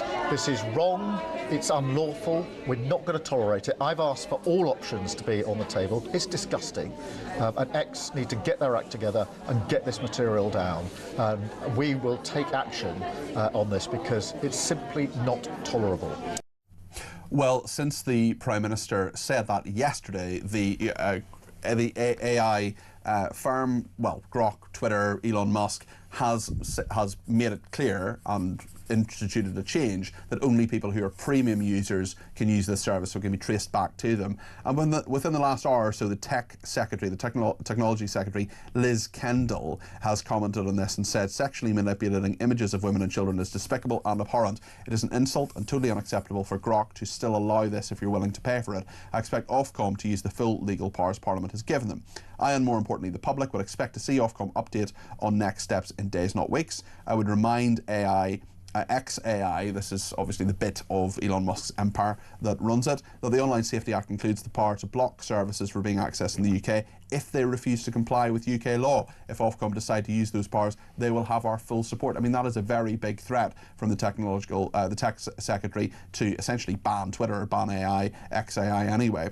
We will be banning notification apps in the Crime and Policing Bill, which is in Parliament now. We're in the coming weeks bringing into force powers to criminalise the creation of intimate images without consent. I expect all platforms to abide by Ofcom's new violence against women and girls guidance. If they do not, I'm prepared to go further. We are as determined to ensure women and girls are safe online as we are to ensure they are safe in the real world. No excuses. That's a pretty strong statement from Liz Kendall. Will she back it up with action, do you think, Andy? Peter, I don't know. I have a hunch that this is actually a bit of a fuss about not as much as people think. All of the stories, you might be right. All of the stories I've heard have been about MPs being shown to be in their swimwear. You know, heaven forbid, Peter Cardwell and his budgie smugglers or whatever, using AI to create semi-humorous images. If people are creating overtly sexual, but they are. Images, I've seen it online. I've seen people. They are creating overtly sexual images. If they're doing that, that's wrong, and that really should be stopped. But I think the nudification and nudification apps are more humorous. I don't have them. I wouldn't use them. But I think they're more humorous. And if we want to lampoon MPs, I think that they're fair. But it's not just MPs. It is literally you. I can see you now. If you're watching on the screen, you can see Andy's framed there on the right hand side of the screen. He's got a suit on. I could literally put. Well, I can't now because they've changed it, but I could put, a picture of you online and say, hey, Grok, take Andy's clothes off, and basically you would have. But of course, it doesn't really take my clothes off. Well, it doesn't. It's a virtual. It's kind of a clever drawing. It's like asking an artist draw a picture of Andy or Peter. But it is that degrading thing of saying that you're only your body. Especially when it comes to women as well. It'll be very interesting to see if they back this up with any action. I do wonder whether Twitter would be banned in the UK, whether the government would have the. That's a huge step. And he is a big foe. He is a big, powerful, influential foe to take on. But if this is really creating unpleasant sexual stuff, then it should be stopped. It is, yeah. No, I've seen it online. If it's just nudifying, which is basically creating a fancy, realistic drawing of what someone might look like in a swimming costume or whatever, I think that's fair game.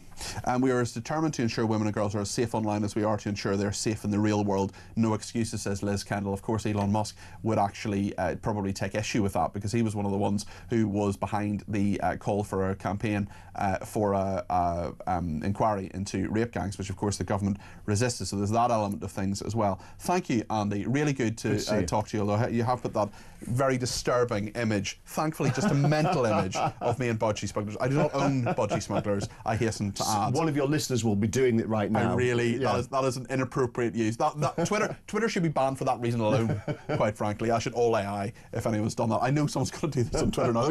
Thank you, Andy. Thank you. You've made my evening. Andy Preston is a political commentator, former independent mayor of Middlesbrough. What do you think about what he said? 0344 499 1000. Amanda says, if only the people trying to dig the dirt in Nigel Farage could see themselves looking like bratish children in a school playground. It is pathetic, says Amanda. And Stephen Northampton says, I can't believe Nigel knew 34 people at school in the 70s, let alone managed to upset and abuse them all. Britain turned into America with this childish politics. Find the dirt, and if you can't see it, and if you can't find it, then make it up. Mark in Croydon says, she took the words out of my mouth on COVID jabs. I didn't have one until I met my girlfriend, and we decided to go on holiday, and then I had to get it to travel. These ID cards will be the same. Really interesting message there from Mark. Keep them coming in. 0344 499 1000. Stay with us.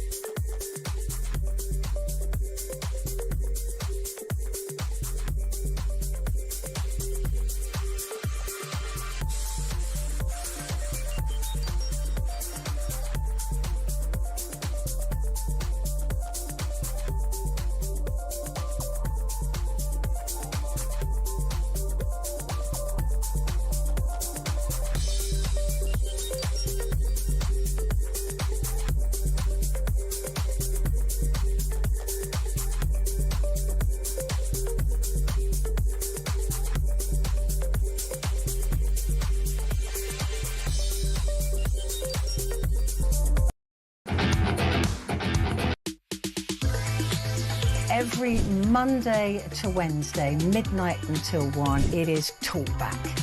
Such a shortage of housing. You've got landlords, right, are taking that on board, and it's an absolute disgrace.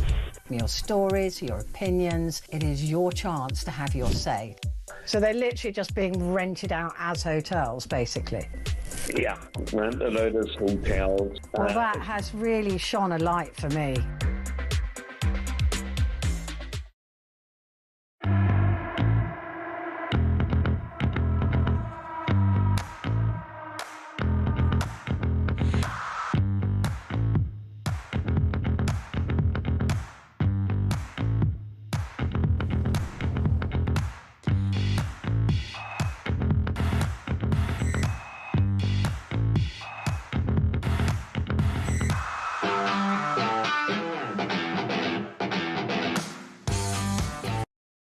Across the UK, on DAB+, on YouTube, on your mobile, and on your side.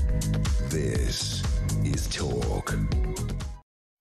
Well, thank you to everybody who has been in touch, including Christine Bickley, who has sent me a lovely picture of her cats lazing in front of the fire. There are two of them, and says, listening to you whilst on my static bike. Great to hear you giving a platform yesterday to people who have had health issues on fat jabs. Can you imagine the BBC covering that? No, neither can I. Have a great show. Here is a cat picture for them, for you. Well, that's great. Cats are always welcome on this programme.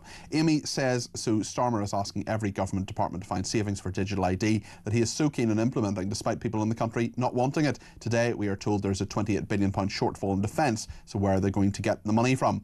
Nat says, horrid weather here in Tel Aviv after a summery couple of days, perfect for watching 3 hours of Cardi P. Another viewer in Israel. I sort of feel a bit like David Hasselhoff, who used to say, I'm very big in Germany. Maybe I'm very big in Israel, I don't know. But wherever you are in the world, whether you're in the UK or around the world, whether you're watching, listening, whether it's live, whether you're watching on catch-up, you're very, very welcome to the programme. And please let me know your thoughts on anything. 0344 499 1000. Brian says, good evening, Peter. This government has done more U-turns than a dodgy sat-nav. Paul says, digital ID is a massive no. It is Blair's pet project. Anything that comes from Blair should be treated with contempt. That is Paul in Hitchin. I want to talk now about Iran, because a lot of people are not talking about it enough. A lot of the media aren't talking about this enough. It's gone on for days and days and days and days. There have been major events there. Uprising against the horrendous regime that has been in Iran from 1979, since the fall of the Shah.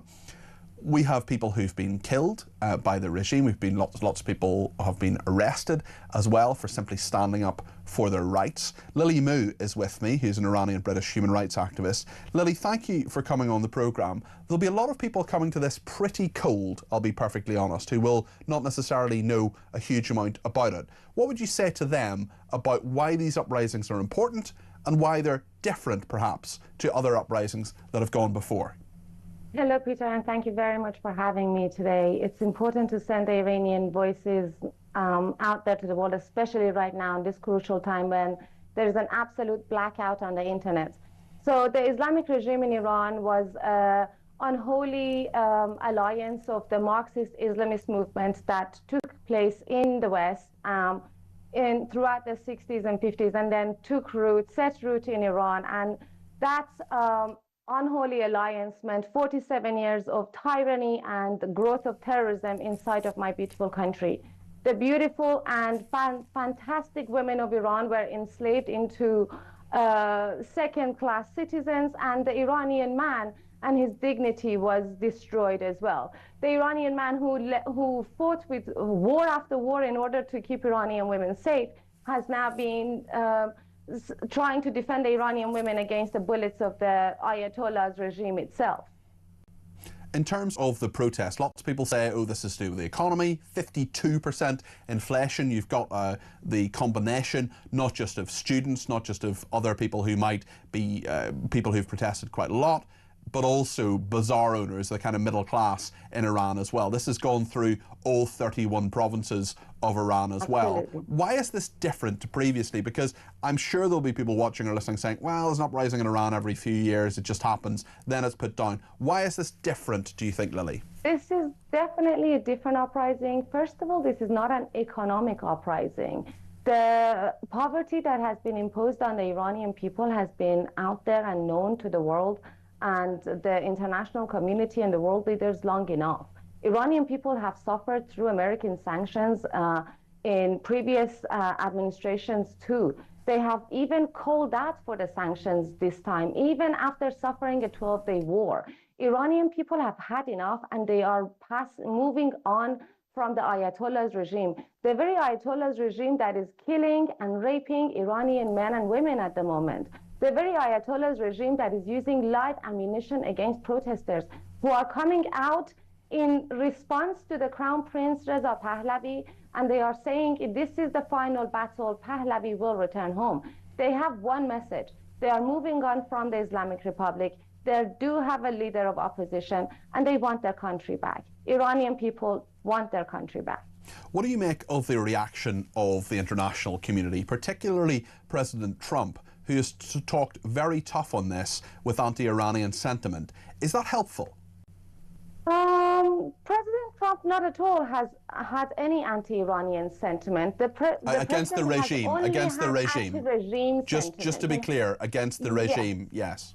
Thank you very much. That wasn't like a dig or anything. It's just a correction that for most of your viewers who need to distinguish the fact that Iran is now currently under occupation by a terrorist regime called the Islamic Republic. They don't even call themselves Iranian. They call themselves the Islamic Republic in Iran. In the same way, there is an Islamic Republic in other countries. Iran has always been a monarchy prior to this regime. Only 47 years of this regime and 2,500 years of absolute ancient history and civilization has been abolished and hurt and destroyed. I mean, our historical sites alone, 2,500-year-old sites have been destroyed under this regime. Rivers that have been thousands of years old have been destroyed under this regime. Iranian people have been getting killed for simply calling out for regime change. Freedom of speech does not exist in a country that gave human rights. And can I just get you, and you're absolutely right, by the way, to pick me up on the language. I'll be careful with that language. It has to be right. And I come from a part of the world where people often don't get the language right. So thank you for that. Tell me about President Trump. Tell me about the international community. Are they helping the protesters? So sorry about this. My apologies. My phone just rang. That's okay. Do we still have me? I've got you yes. far away. Are these comments by President Trump and other leaders, are they helping? The comments from the President of the US is actually absolutely welcomed in Iran. There is a video circulating on social media at the moment with an Iranian man with his broken English where he's calling out to the President of the United States and saying, American President Trump, please come to help us. The Ayatollah is killing my people. Benjamin Netanyahu, please come to Iran. They are killing us. Iranian people have had enough of trying on their own and being killed and having their children taken into prisons, which we all know what happens in the prisons we do indeed. Under the Islamic Republic. And it's horrendous. Do you expect regime change will ensue? It's hard to say. I know that's an impossible question, probably.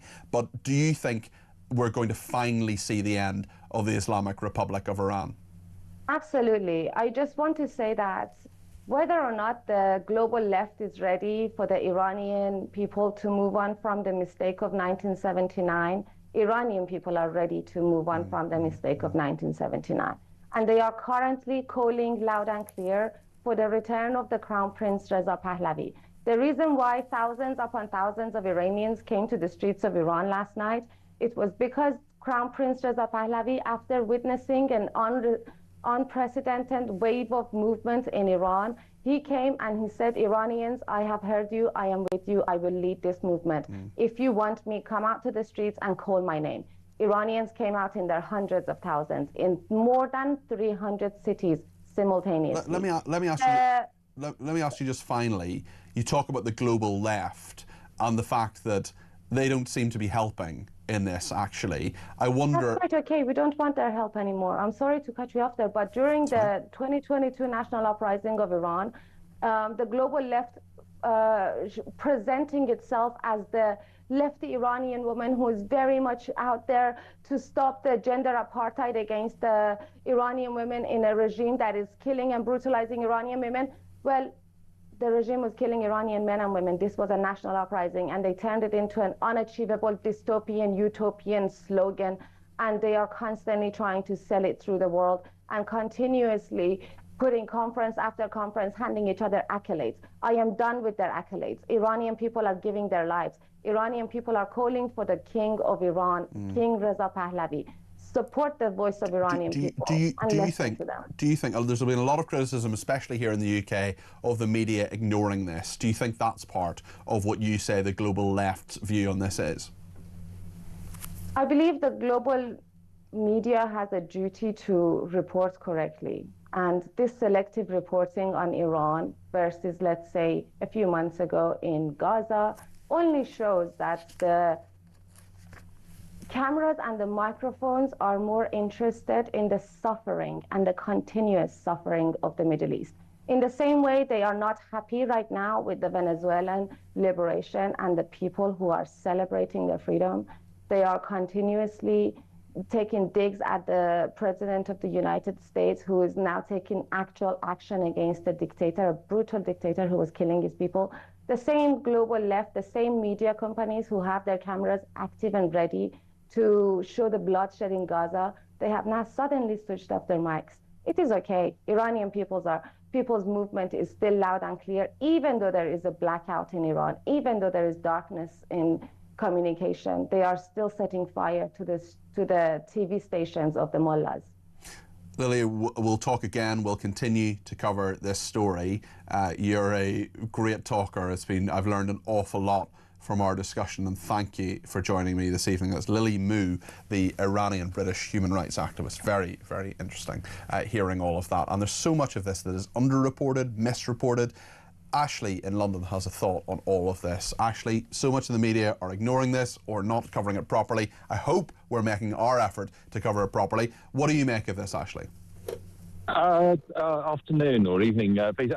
What a great guest that was. She's great, isn't she? No, we'll have her on again. I like her. Yeah. You've got to turn around and just have nothing but admiration. I mean, I think that unfortunately the whole Israel-Gaza thing and the Iranian thing kind of intertwine into one here with what I'm going to say, and that's that the Corbynites of this world, these protesters on the street every week about Gaza, have no interest and no understanding and no consideration to Iran, because it's all part of the same thing with Hamas, with Iran, the IRCG, and all these... Well, Iran are sponsoring Hamas and Hezbollah, as we know, Ashley, and we also know, because we're told it again and again and again and again, Israel's always wrong about everything, Ashley. They're wrong about everything. They're wrong about everything, and when a situation like this arises, people don't realise that the relations between Israel and Iran pre-1979, there were flights every week or daily going from Tel Aviv to Tehran. So the reality is that the Iranian people are being held hostage, and us here, our media, the left-wing elements of society here, are not even willing to stand up and criticise that government. And you have to understand why.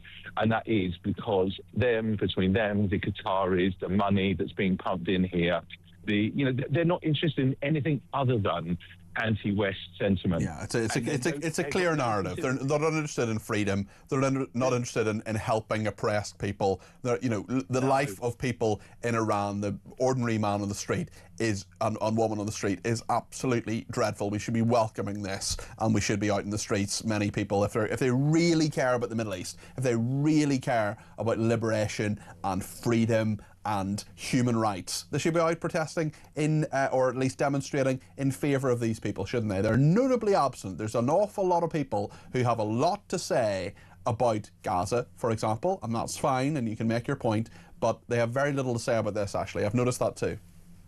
Well, they haven't. I mean, I had a lady that worked for me who was Iranian, and she had to leave Iran, and her mum and dad are still there. Her brothers escaped to the US.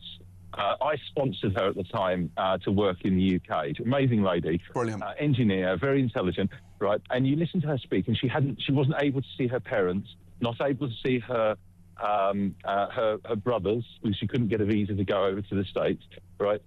She told us all about how if she went back there, she would never ever be allowed back out again. The parents didn't want that for her, right? And it's not until you listen to those people, much the same as the Venezuelans, about all these people out protesting for that dictator, And no, none of these people willing to stand there and listen to the very people that are standing there saying, please help us. Yeah. We want a life like yours. And Ashley, good for you for putting your money where your mouth is and sponsoring her to come to this country, because that is someone I am very happy, that is an immigrant I am very happy to have in this country. So thank you very much for putting your money where your mouth is, Ashley. You're a great guy, and it's always a pleasure to talk to you. That's Ashley in London there.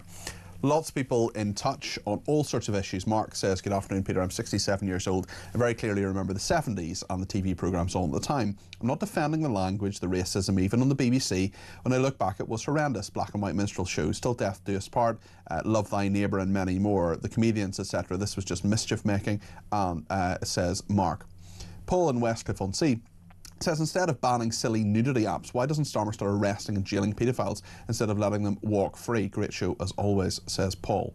Mark says, the comments made by the preachers about the treatments of women and the wives of Islamic men, where are all the voices of the feminist brigade? I thought they would be up in arms about such nasty comments. Their feeble, cowering silence tells us everything, says Mark. Mark, you're spot on. You're absolutely spot on. And I would also have loved to have heard from Amnesty International, from lots of women's rights groups, lots of people who say rape is a terrible thing, which of course it is, after the 7th of October, when people were systematically raped by Hamas terrorists. Rape used as a weapon of war. That is something that so many people were silent about. Listen, thank you to everybody who has been in touch. We'll take more of your calls, text, tweets and voice notes soon. We'll also get the sport before 6 o'clock here on Talk.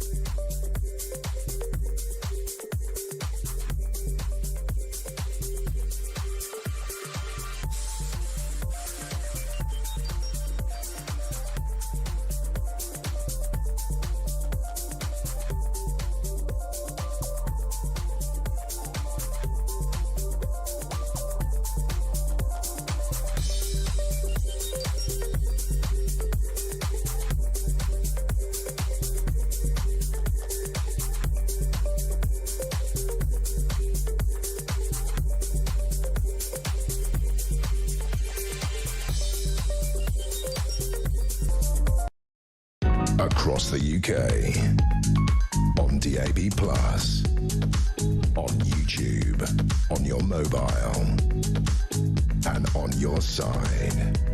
This is Talk. Well, thank you to everybody who's been in touch. We've just been handed a report from the Telegraph saying that police are giving in to Islamists because it is too challenging to confront them. According to Robert Jenrick, the Shadow Justice Secretary, he's written an article for the Telegraph warning that the government and police risk ceding control of the country and Britain's streets to Islamists unless they are challenged. He talks about the decision of West Midlands Police to ban Israeli football fans from a match with Aston Villa. He warns the fight against Islamism is the fight of our generation. I 100% agree with him on that. It comes amid accusations the decision to ban Maccabi Tel Aviv fans was politically motivated, based rather on genuine safety concerns. The Metropolitan Police also criticised for allowing all those pro-Palestinian marches across London. Mr. Jenrick says the reality is the police can no longer sustain their authority in parts of Britain and have to lie to preserve the illusion.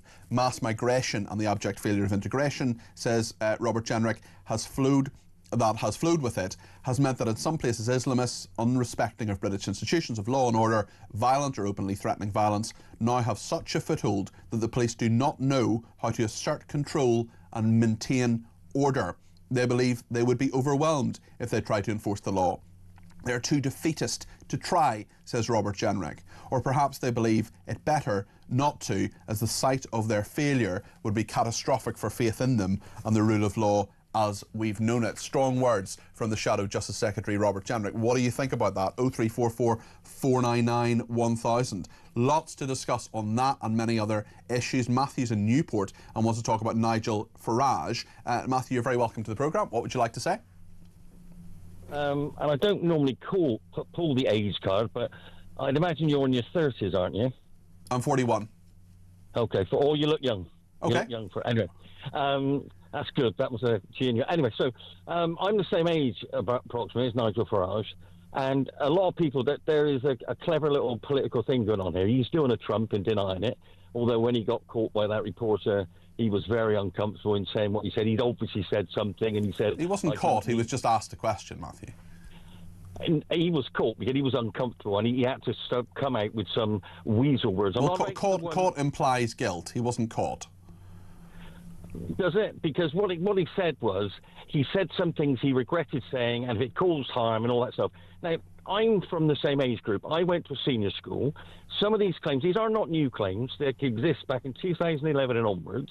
And of course, if he didn't want a political threat to be in, people may have kept quiet, but as he's possibly going to be in power, have some influence, they feel right to speak up because they're hurt about this. And when I went to school, and at the age of 12, and some of his remarks were when he was 17. That's what has been said, 17. And I knew better when I was 12. And I went to quite a rough school. And if anyone used the P word or the N word, they were given what for. And we had a couple of people we call boat people in. They got taunted a little and generally were stood up for. And it isn't what's on television.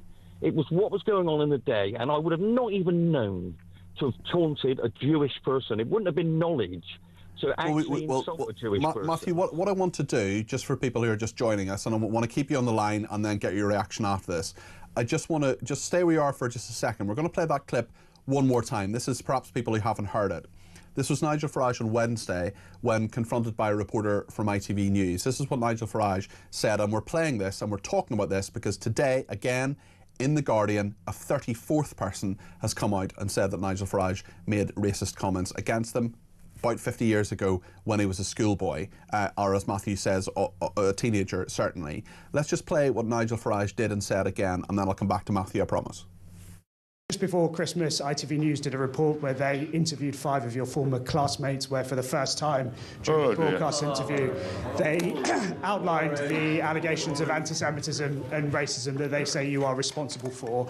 Will you apologise to them? And if not, why do you find it so difficult to apologise to people who are clearly hurt by what they say you did? I don't apologise for things that are complete made-up fantasies.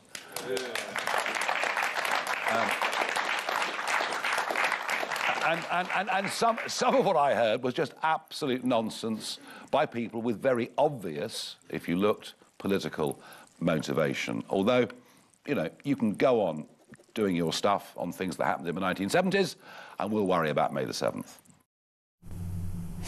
Matthew, what do you make of what Nigel Farage actually said there? That was quite a strong denial. Well, he said some of them that I've heard are absolutely... I think what he's doing a great job of deflecting this, or trying to. It's a measure of a person, what you were when you were a child, and yes, you can change. I mean, can people change dramatically since then? You're saying they can change, but I mean, there were things I said as a 13-year-old, hopefully not racist things, but the things I said as a 13-year-old, even as a 17-year-old, I would absolutely cringe to think what I said at that age. I agree, and I without saying, I could say some things, but if I was a politician and I had what are effectively skeletons in the cupboard or closet, whatever they say, I'd do what that last chap said and be honest about it, not do this where. And I said, this isn't what I'm talking about. This last. Maybe he is being honest, Matthew. Maybe he is being honest. Maybe he is simply saying, I just don't recognise this. This is not the person I was. And, you know, exactly what we heard Nigel Farage say there. The question, I suppose, I just want to ask you finally, Matthew, is does it matter, even if he did say it? I mean, he denies it. It's a straightforward he said, she said. We'll never know exactly what was said to whom, when. This is, you know, a half a century memories we're talking about. Does it matter now, especially if someone is fundamentally changed? In the Me Too movement, there were maybe 10 allegations against certain people, and it brought them down. These are not 10 allegations, and yes, you can change, but look at the background, look at the links of UKIP to EDL, look at the basis of this, and I would never, as a child, waited outside of people who were in a Jewish, we're talking about anti-Semitism here, going to Jewish prayer, coming out with your little gang, standing behind them and making hissing noises like the gas chambers, and that's what he's... And Nigel Farage denies all of that, and as I say, we'll never know exactly what happened. He has not denied saying things that may have been harmful. We've all said things that may have been harmful in our past, Matthew. Everybody's done that. this is a different level, and it shows the background and where he comes from. And people are not going to. People should be brighter than taking people like Trump and their misinformation and their misuse. It's double talk, as they used to say in 1984, and it's happening right in front of our eyes. And we are getting creeping fascism in America, and it will come here. Matthew, thanks for your thoughts. It's Matthew in Newport there. What do you think about what Matthew said there? 0344 499 1000. I want to talk about the military now. James is on the line from Devon. Tell us about the Ministry of Defence and your thoughts on their huge black hole, 28 billion quid, James. It's a huge amount of money. Peter, we need to send auditors into the Ministry of Defence. Now, I'm just going to give you one example of one project. We've got HMS Queen Elizabeth. We've got the Prince of Wales. Should have been actually 3.9 billion for the both. Went up to 7.6 billion. We spent a further billion on the propeller shaft on both those ships. Hold on. We spent £1/3 billion on a propeller shaft. We have spent £1 billion on serious mechanical issues, particularly with the propeller shaft on both ships. Wow. Right? So add that up. So that's 7.6 billion, right? And the whole project should have been 3.9. That's just one project, Peter. We've got delays. We've got projects which are 10, 15 years down the road. We've got some which have been abandoned, but we've got companies making billions and billions of pounds. There is fraud at the MOD, and I'm going to say it now. We need auditors in there, and we can find where that 28. Well, you wouldn't run a business the way they run the MOD. I mean, clearly there are major financial problems. Procurement is an absolute nightmare. It's just like the NHS. We need to send auditors in there. This is where the 28 billion pounds is going. This is failed projects, failed management, and a failed government. James, thank you for that. That's James in Devon. Thanks to Betty, who says Nicole makes a great point, a reminder on the fact Iran is Persian and the current regime are a transplanted Islamic state supported by the Russians to try to destabilise Western oil supply. Jack says, over the last few days I've taken myself off X, off Twitter, as it's just become explicit. Interestingly though, I noticed a celebrity said to Grok it does not have her permission to do any explicit images, and they seem to work because it wouldn't then generate these images when requested. It would just say the person has not given consent, says Jack. I haven't come across that myself, Jack, but that's a very interesting thing. Also, Nat is now banned from Twitter, from my life, and is blocked for sending me the image of me in Budgie Smugglers, which is hate crime. Stay with us here on Talk.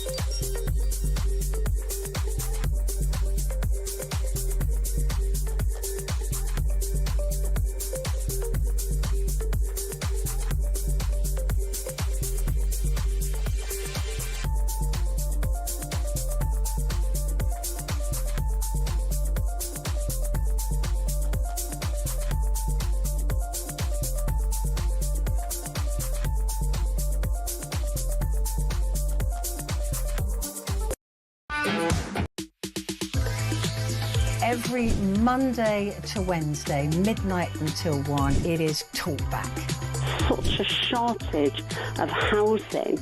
You've got landlords, right, are taking that on board, and it's an absolute disgrace. Your stories, your opinions, it is your chance to have your say.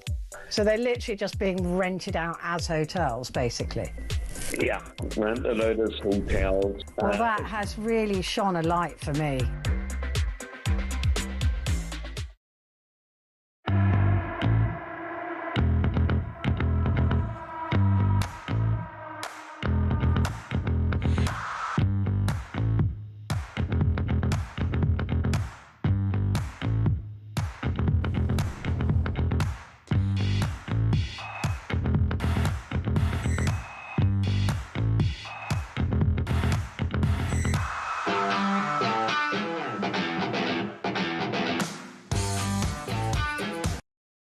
across the UK. On DAB+, on YouTube, on your mobile, and on your side. This is Talk. No, we will not be showing on the screen the picture of me grok AI'd in my budgie smugglers. It is a hate crime. It has been sent through by Nat. All I will say is, Nat, I'll see you in Strasbourg. Rich in York says if Labour instigate ID cards and some, probably many, refuse them, Starmer threatens they will not be allowed to work in this country. This would mean that even more people will be on welfare. Fern in Glasgow says there was a mass witch hunt against Farage since the EU referendum. Why didn't these 34 people remember the alleged hurty words Nigel said back then, come forward now and have all suddenly remembered? Will it go up to 44 next week, says Fern in Glasgow. That's something we'll continue to talk about. I can see some callers want to get in on that. We will make sure we continue talking about that. But first, let's talk about the sport. Sports news from The Sun. Well, we have Mike Anstead is with us from The Sun. How are you? You well? I'm good, thank you, Peter. Good to see you. Mike is, of course, the head of content there. Tell us about Bukayo Saka. He has committed his future to Arsenal by agreeing new and improved 5-year deal. Tell us about this. Yep, so a massive boost for Arsenal. I mean, look, Saka's been at the club all his life. Wasn't huge doubts he would actually leave, but he's one of those players that potentially one day Real Madrid or Barcelona might come and have a look at. But he's going to sign a new 5-year contract, so that's a massive boost for Arteta, who are obviously chasing his first Premier League title in 22 years. He is a massive part of that. And obviously an England star that we hope will do well at the World Cup in the summer as well. What's interesting as well, we broke this afternoon on Sun Online that they're also looking to sign Tino Livramento from Newcastle in the summer, and that's ahead of Man City who want to sign him. So Arteta, although they're chasing the Premier League, got a draw against Liverpool last night, which is a bit of a setback, but they're still flying. He's already looking at bolstering the squad for next season. It's not only does Saka stay, then he's looking at Livramento and potentially others to come in. Man City have bagged Semenyo in a £62.5 million move for 5.5 years. Do you reckon Man City will climb the table? They always have a strong attack. What's he going to bring? Well, look, he's going to be flying down one flank and probably Jeremy Doku flying down the other. So, and if those two can get the ball and get it into Erling Haaland, they're going to score a lot of goals. Can they bridge the gap to Arsenal, which is 6 points? It's going to be a struggle because Arsenal are playing really well, definitely the best team in the Prem, but Semenyo is going to bring a lot. Also, what's interesting with him, he takes long throws, which is kind of anti-Pep, because Pep's always been this tick-attack of football, short passing, never hold on to the ball, death by passing kind of thing. So, will we see Semenyo launching the ball long throw, Rory Delap style into the box to sort of get a few more goals and take them to the title? It'll be interesting because it kind of breaks almost Pep's golden rule that passing is the only thing we'll do. Let's talk about the Rooneys, the brother of Wayne Rooney, John Rooney, aiming for his team Macclesfield to beat Crystal Palace in the FA Cup. What do you think? Have they got a chance? How many Macclesfield fans have we got listening? So look, there's a massive gap. They'll try their hardest, I'm sure. They will try the hardest, undoubtedly. Yeah, it's a great story because Rooney. Not many people know that Rooney's got a brother who's a manager, who's a journeyman footballer, whereas Wayne was playing most of his career for Manchester United in England. But look, they give it a good shot. They're on a 3G pitch tomorrow. It'll be cold. Crystal Palace will go up there. It'll be a tough ride for them. Will they play the first team? I don't think the holders have been knocked out by a non-league team in the third round for over a century. Right. And I think it was Crystal Palace against Wolves in 1909. That's good knowledge. That is good knowledge, yeah. Russell Lanning, our stats guru, told me that earlier, so I'll apologise if any of that's slightly wrong. But basically, it's been a long, long time since that happened. Is it going to happen? Very unlikely, but it'll be good fun. It's always great. I love the FA Cup third round. There's what great are you looking stories. forward to over the next few days? I mean, I think that'll be a really good game. It's on TV. It's an early kick-off, and look, if the weather's like this, it's going to be lively for Palace, and I'm sure they'll make a lot of noise. Macclesfield are the team that went out of business, then they came back again as the Phoenix Club. There's some really good games where Exeter are playing Man City, so they'll get there, give that a good shot. Barnsley are playing Liverpool on Monday. I would say as well, my team, West Ham, are playing against QPR, but I'm not sure if QPR win at West Ham, that's actually considered a shock. So yes, I've not discussed the other night about Nottingham Forest. Specifically. Best to never discuss that. My eyeballs are still recovering from being at the London Stadium. So yeah. Okay. Thank you very much. That's Mike Anstead, Sport Head of Content at The Sun. Lots more on their website, of course, thesun.co.uk/sport. I want to speak to David in London. He's given me a ring on 0344 499 1000 about Maccabi Tel Aviv. I don't know, David, if you heard what Robert Jenrick is now saying as well in that article. I read a little bit out of it earlier, but either way, there's so much to talk about here and so many unanswered questions, David. Yeah, definitely. I mean, if there was an article where actually there was a reporter who reported talking to Superintendent Emlyn Richards of the West Midlands Constabulary a couple of days ago, who said that after discussing with local people, they were able to, and this is exactly what he said, to kind of understand the style of policing that we needed to deliver during the course of the operation.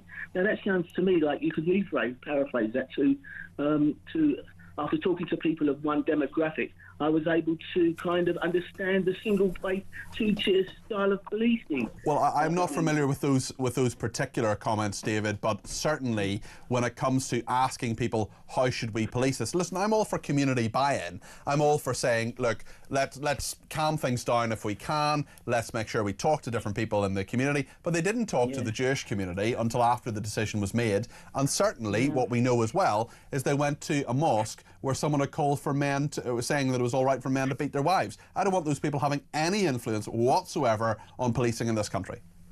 No, me neither. No, not at all. The other thing I wanted to talk to you quite quickly about was your earlier caller who used the me sort of analogy with the women that had reported. Me too, yeah.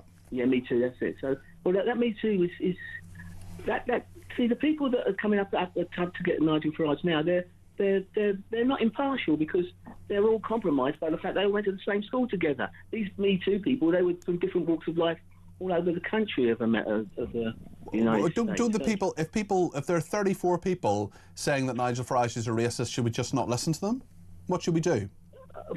Well, it's a difficult one because I would say that I'm not voting for Nigel Farage when he was 13 years old. I'm voting for Nigel Farage now. Okay. So, okay, David, listen, thank you very much indeed for your thoughts there. That's David in London. Amanda, who's also in London, says, regarding Nigel Farage and past history, the public are well aware of what's going on here. The government and others are terrified of losing power. It is beneath contempt. Gina in Essex says, regarding Starmer asking government departments to cut spending to finance digital IDs, any sane person can see if you're looking about making savings, it should go to the essential defence budgets. It should go to the essential defence budgets or other essential services, not this project with no mandate and the country doesn't want or need. Savings are desperately needed across the whole system, but not to spend on this, says Gina in Essex. And Nick in London says, on ID cards, it's so naive to think they're already creating a digital footprint every day of every week. I fully support digital ID, having lived in countries that have very successfully implemented such systems. It's simply poor fact-checking to say it's not feasible in the UK, and I want illegal workers and residents rooted out with digital ID. But will they be rooted out with digital ID? That's my question, Nick. Will it actually work? And can it work, especially as there's so many government projects that simply do not work? Time and time again, they put loads of money into IT, doesn't work. Let me know your thoughts. 0344 499 1000. Plenty more after the news.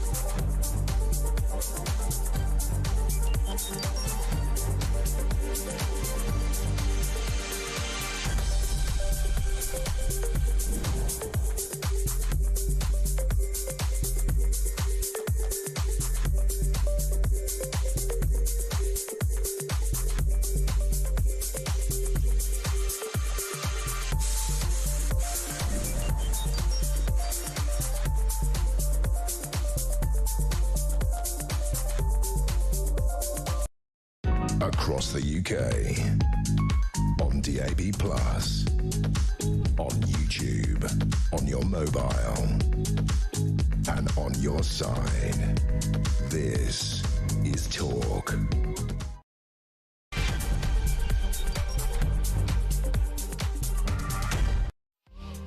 Well, you're very welcome to Talk Drive. It's just gone 6 o'clock. I'm Peter Cardwell here until 7 o'clock when Kevin O'Sullivan takes over. Thanks so much for your company. Loads to discuss in that hour. We'll speak to the Shadow Foreign Minister, Wendy Morton, in just a minute about all sorts of things, not least what the government's saying on AI and this nudification app that is part of Twitter. Well, it's part of the Twitter app. It's the AI aspect of it.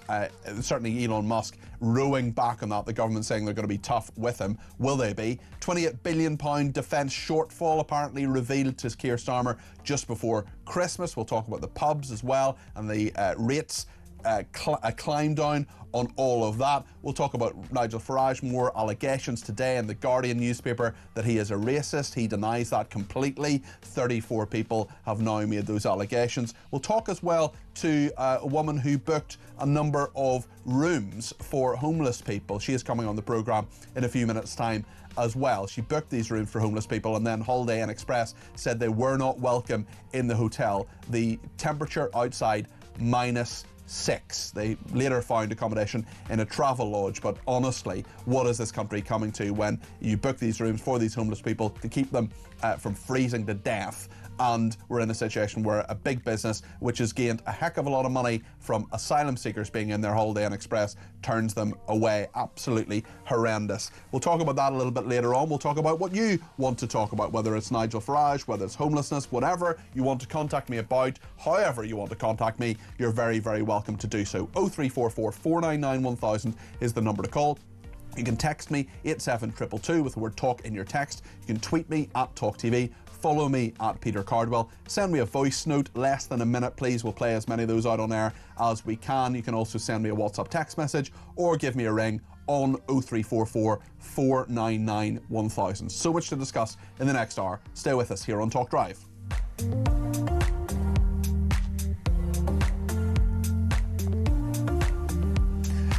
And just to say, I will be back with Drive all next week, Monday to Friday, 4 till 7. I'm not on my usual weekend programmes. I'm usually on Saturday and Sunday between 10 and 1. Alex Phillips will be here tomorrow and Sunday between 10 and 1. So do tune in then. And of course, Mark Dolan with Weekend Breakfast between 6 and 10, both days, Saturday and Sunday as well. But I'll be back on Monday at 4 o'clock. But plenty to talk about before then, including with Wendy Morton, who is the Conservative MP for Aldridge Brownhills and also a Shadow Foreign Office Minister. Wendy, good evening. Hi, Peter. Let's talk about AI and Grok. We have Liz Kendall, who is the Technology Secretary, talking pretty tough on this, actually. Within the last couple of hours, she has threatened, essentially, that there would be a shutdown of Twitter in this country if they don't abide by this. She says sexually manipulating images of women and children is despicable and abhorrent. It's an insult and totally unacceptable for Grok to still allow this if you're willing to pay for it. I expect Ofcom to use the full legal powers Parliament has given them. I know you've done a lot of work, Wendy, over the course of your career, not just as a parliamentarian, but over the course of your life, actually, to prevent violence against women and girls. It's something you care an awful lot about. I do too, and my question is, Wendy, can we get to a situation where a regulator or the law can prevent a huge global technology company doing essentially what it wants? I think it's not about can we. I think we absolutely have to. Is it possible? Well, I think that is always the challenge, and often as fast as you legislate or put mechanisms in place, there are some organisations that will try and work around them. But look, cut to the chase here, Peter. This is absolutely disgusting what is happening. You know, and time again we talk about violence against women and girls. You know, everybody's using social media. And this is happening in this day and age. It just is not right. I mean, how can some people sleep at night knowing that they are actually allowing this to happen? That's the thing that I find absolutely disgusting. So we need some really tough action from the government on this. I know that the chair of the Select Committee, Caroline Dinage. She's been speaking on this on your show, actually, just a little while ago when she was interviewed. But we really do need to see some action. Well, and it's interesting. I mean, would you concur with the words of, as Liz Kendall got it right, actually, the Technology Secretary, when she says, I would remind XAI, this is Elon Musk's company, I would remind XAI that the Online Safety Act includes the power to block services from being accessed in the UK if they refuse to comply with UK law. If Ofcom decide to use those powers, they will have our full support. Do you think the government is actually going to block Twitter in this country? Is that actually going to happen? Well, I mean, we've got a government at the moment that's very good at saying things and then, you know, several months later doing absolutely the opposite, U-turn after U-turn. But I think on this one, I think it's for them to actually show that they mean what they say. And let's see some tough action from them. No more warm words. I just want to hear what the Prime Minister said yesterday on Grok. This is before Liz Kendall's statement that I've just read out. It's before Elon Musk and his company made the decision to make it only for premium users. So there is actually perhaps some level of accountability, that at least know who it is. You can't just sign up for a random Twitter account and do it. I just want to play what the Prime Minister has said about Grok and what it is doing to nudify this. Let's play this. It's disgraceful. It's disgusting. And it's not to be tolerated. X has got to get a grip of this, and Ofcom have full support to take action in relation to this. This is wrong, it's unlawful, we're not going to tolerate it. I've asked for all options to be on the table. It's disgusting, and X need to get their act together and get this material down. We will take action on this because it's simply not tolerable. That's the Prime Minister talking about Grok, and things have moved on since then. Wendy, I want to talk about this 28 billion quid defence shortfall. Is this the Tories doing, or is it all Labour's fault? It's absolutely not our doing at all. I find it beggars belief, actually, that we've just been going through the spending review, the budget, and now the government is saying, or they've been told, actually, haven't they? There's a £28 billion shortfall at a time of such global uncertainty. I know the PM is committed to increase defence spending, but he says that will be by the end of the next Parliament, which in theory could be the end of 2035, which feels a very long way off. But I think it's really worrying to hear them say that we have this shortfall. And I just think that, you know, what we see is a government that is having to perform U-turn after U-turn. Are they not right to do so when it comes... Prioritising, you know, welfare in many cases, over and above at the security of our own country. Is it not the case, though, that if you... I mean, certainly there are plenty of U-turns from the Conservatives. Boris Johnson was well known for them. If you hear evidence and if you hear, actually, hold on, this decision you're making, for example, in business rates for pubs, which would cripple and close many, many pubs, if you hear the evidence and you say, this is wrong, shouldn't happen, a U-turn can be a sign of strength, can it not, Wendy? Well, I do think a government has to listen. I've been a minister in government and we didn't always get everything right. So you do have to listen. But what we are seeing is U-turn after U-turn after U-turn. And that is the hard truth here. The Chancellor, when it comes to ID cards, there's another example there where it's something that she hasn't funded in the spending review, and now departments are having to go and be told to find the money. That's something that people don't even want. So I think it's a sign of a government that is in chaos. It's a government that's not just U-turning, but promises that were made are now being changed time and time again. And it's not a sign of strength at all. The Guardian newspaper today has a 34th person, Wendy, who says that Nigel Farage made racist comments when he was a teenager at Dulwich College. He was challenged about this a couple of days ago before the 34th person came out, but he was challenged about this general issue at a press conference, Reform UK press conference a couple of days. Let's just have a look at that and then we'll get Randy's reaction.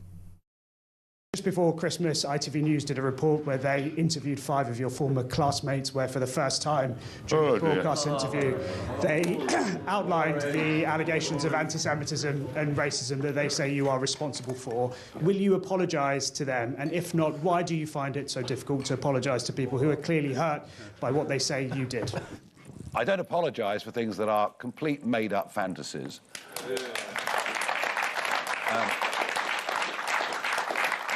And some of what I heard was just absolute nonsense by people with very obvious, if you looked, political motivation. Although, you know, you can go on doing your stuff on things that happened in the 1970s, and we'll worry about May the 7th. What do you think the truth of this is, Wendy? Well, I mean, the only person that knows the truth really is Nigel Farage, isn't he? But this is a story that is not going away. And now we're at 34 people that have come out. So I think there are clearly still answers to be asked. It's not something to laugh off. I think he wasn't laughing it off there, in fairness. He was very dismissive of it, though, very dismissive of it, and saying it was nonsense. But, so what should he do? I mean, if it's absolute nonsense and this keeps coming up, he's right to feel annoyed about it, is he not? Okay, there's feeling annoyed, though, but as I say, the story's not going away. Only he knows the answers. Only he knows the truth. Perhaps he should actually make a statement about it. He's made numerous statements about it, and he's denied it, though. But I don't. I mean, ultimately, it's one for him to answer. Okay. I just want to play one more clip. This is a clip from the BBC, actually, about homeless people refused entry to a city centre hotel. Let's have a look at this. I'll lie to you, I'm not going to be able to check you in. Full truth and transparency of the building, obviously. I know that you're from the street and the hotel doesn't allow that. Not a personal thing. I'm not from the street. We've just come all the way. We've booked the. We know people. I've been on doing the doors and that for a while. We've had. The hotel won't. If the hotel won't allow me, my manager would have. You know how long. We've put 30 people in rooms over the past 2 days. Do you know that? I do. All it's over. The company's policy. Do you know it's -6 outside? It's not mine personally. It's the company's. Wendy, what do you think it says about Holiday Inn Express when they're refusing to take in homeless people who have booked accommodation through a charity? When rooms have been booked, it's -6 outside. What's your thought on that? Well, I do know here in the West Midlands last night the weather was atrocious. And it was really, really cold. And we know there are always big challenges for us sleepers at any time of year, but particularly in the winter. I mean, some local authorities have schemes, particularly for winter, to help homeless people. I don't know where this particular case was, but I think there's a lot of Manchester, yeah. Manchester. Okay, so I don't know what particularly circumstances were, and I don't know how many rooms were concerned either. But I do think somebody needs to actually get in touch with Holiday Inn and say, you know, what exactly was going on, what were the circumstances, and they should be answering for this. Yeah, and we will get their response. We'll read out a statement from them, and we'll talk to the woman who booked the rooms in just a few minutes' time. Wendy, just before you go, there's an article that has dropped in the last few minutes on the Telegraph website. Robert Jenrick has written, and he says that your fellow shadow ministerial colleague, of course, he's the Shadow Justice Secretary, he warns that the government and police risk ceding control of the country and Britain's streets to Islamists unless they're challenged. He's talked about West Midlands Police banning Israeli fans from a match with Aston Villa. He says mass migration and the abject failure of integration that has flowed with it has meant that in some places Islamists, unrespecting of British institutions of law and order, violent or openly threatening violence, now have such a foothold that the police do not know how to assert control and maintain order. Is he right? Well, I think you've only just told me that story, Peter. But what I think he is right on is there are some real concerns in this country. I'm a West Midlands MP. I've followed the story about Maccabi Tel Aviv very, very closely, and I think there are some serious answers that our Chief Constable needs to, he needs to be held to account. And I just question how tenable his position is. That is just one example. Do you agree with your party leader that he should resign? Well, it was Robert Jenrick, not with... No, but your party leader, Kemi Badenoch, has said that she does not have confidence in Craig Guilford. I don't have confidence in him. I really do think his position is untenable. You know, it was just really wrong, and we were asking questions in Parliament, and I was, and others, even before that football match. What does it say about us as a country? Yeah, completely correct. Wendy, listen, thank you. Wendy Morton there, Conservative for Aldridge, Brown Hills and Shadow Foreign Minister. And listen, I am very critical of Labour. I'm very critical of the Labour government. I see and I say a lot of things. But if you want a Labour MP who is asking the right questions, I urge you to go back and have a look at our coverage and what's online about a woman called Joni Reid, Joani, Joni Reid, who is on the Home Affairs Select Committee. Not only is she against the tide of many in her party as the chairwoman of the all-party parliamentary group on anti-Semitism, she's speaking about anti-Semitism all the time.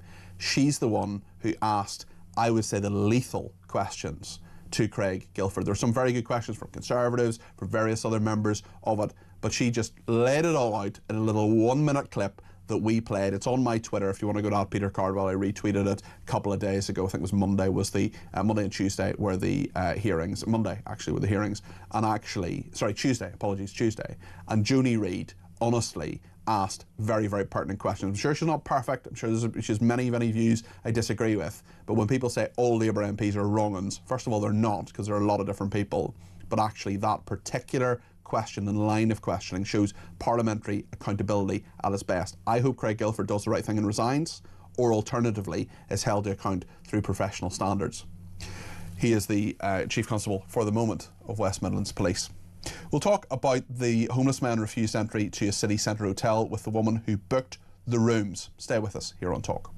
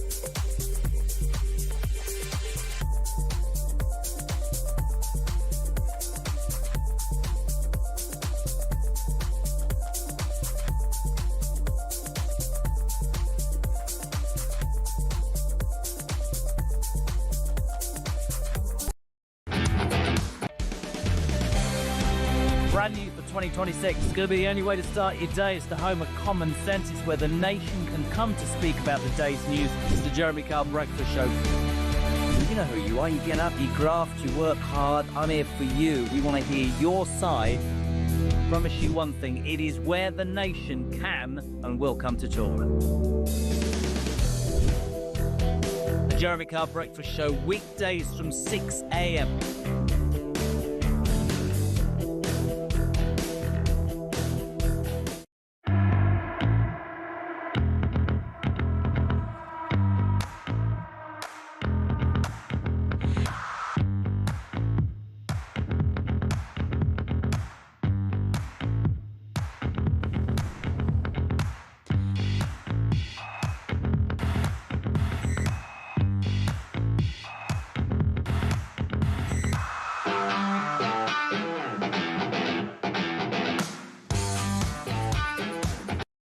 Across the UK, on DAB+, on YouTube, on your mobile, and on your side.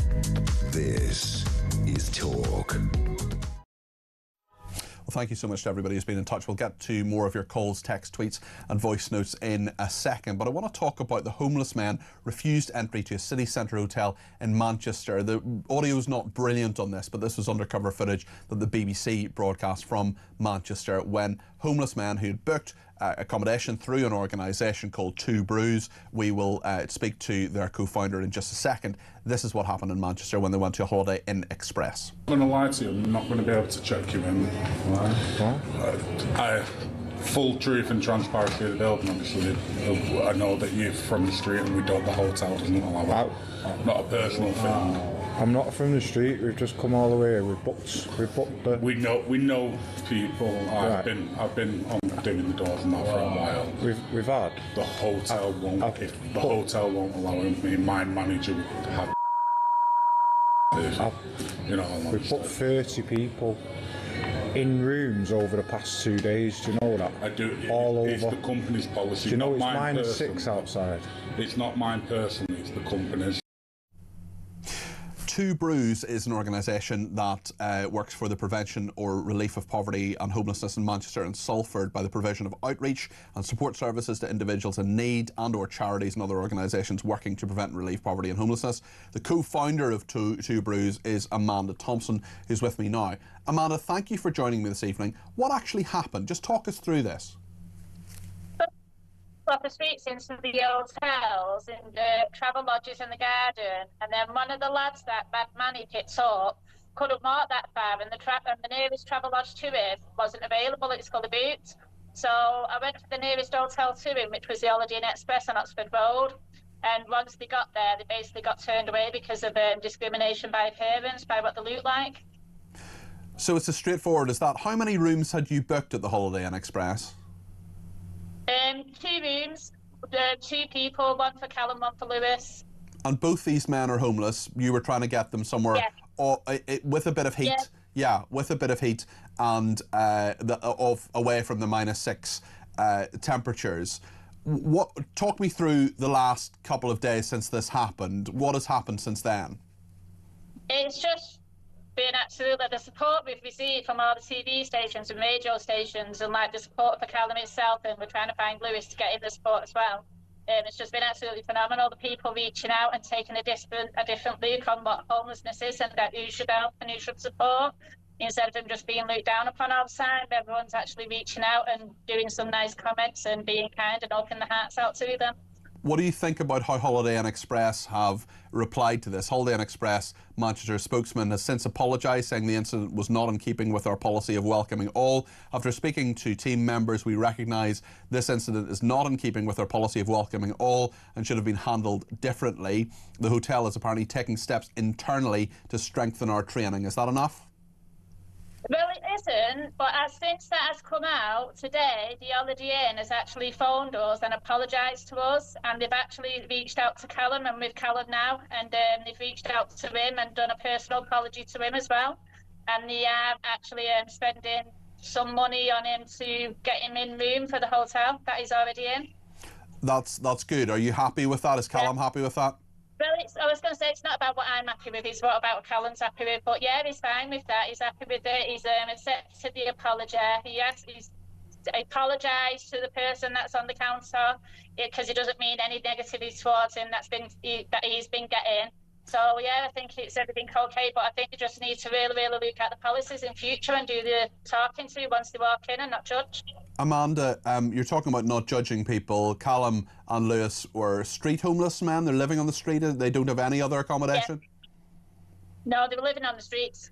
So that's where Manny found him. He literally bent down his hand, reached out his hand and lifted him up, which is what we all should be doing, lifting people up. And said to them, let's get you in a hotel for tonight. And they absolutely jumped at the joy of doing it. And the smiles on the faces going down, even though it was -6. And one of them had a bad foot. They managed to get there. And then when they got there, it was just his arse. And then when I spoke to Callum to ask him how he felt about it, was he all right? To actually hear the words, it's normal, it's all right, it's the usual thing that happens, it's not acceptable.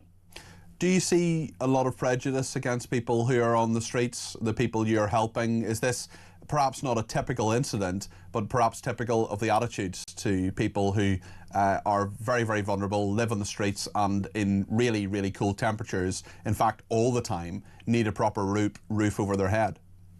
Yeah, it is. It's like people just become ignorant to them, because they've just become part of the pavement that we all walk on, instead of just being somebody that's sat on there. They become part of where they are. And why do you do what? Okay. Why do you do what you do, Amanda? Pardon? Why do you do what you do, Amanda? What motivates you? Because I like seeing people smile, like people enjoying themselves. There's nothing that gives you more care when someone comes up to you and just says thank you, and you say, what for? What have I done? And you went, you were just there. You were just there, you just lend your ear and you smile, and that it just makes you feel a bit warm, and you go on feeling better about yourself and better about what you've done, and you actually feel like you've achieved something. Holiday Inn is a global brand. It is a really huge, multi-billion-pound company.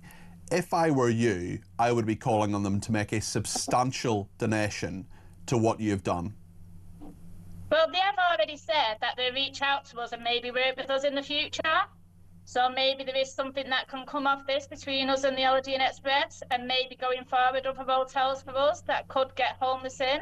Even if it's at a discounted rate or anything, then yeah, that would be absolutely amazing. But for now, I think we're just happy that Callum's warm, he's got a bed and he's got a shower, and Jerry's just happy having something to eat in a nice warm room. And they're going to have somewhere to stay tonight. They're going to have somewhere to stay tonight to keep them off the streets tonight. Yeah. That's all sorted. Yeah. Great. They're in the hotel now. I'm actually with Callum in the hotel now that he's staying in. He's just had his tea. Excellent. So we're just calling in and checking in on him. So yeah, he's happy. He's just got something to eat. He's all smiles. We've got him some new clothes and trainers. So yeah, he's happy.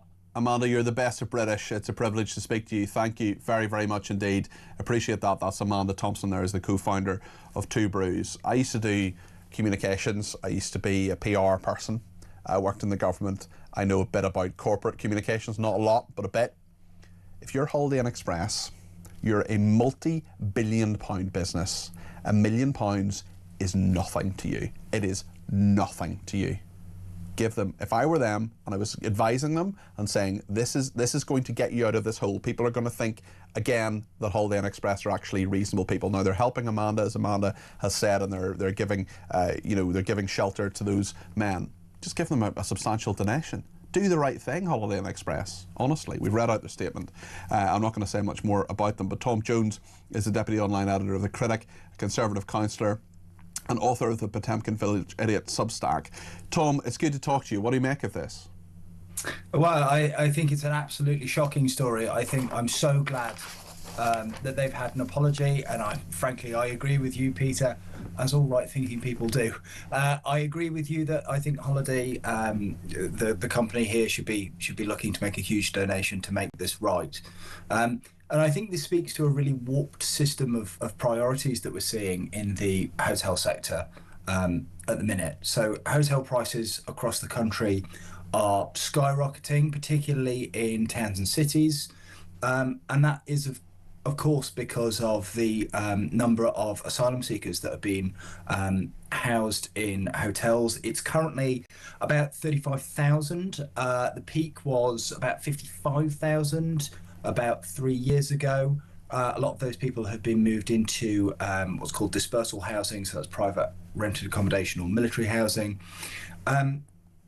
And in fact, that actually includes Holiday Inn? Yeah, Holiday Inn have been used to house migrants already.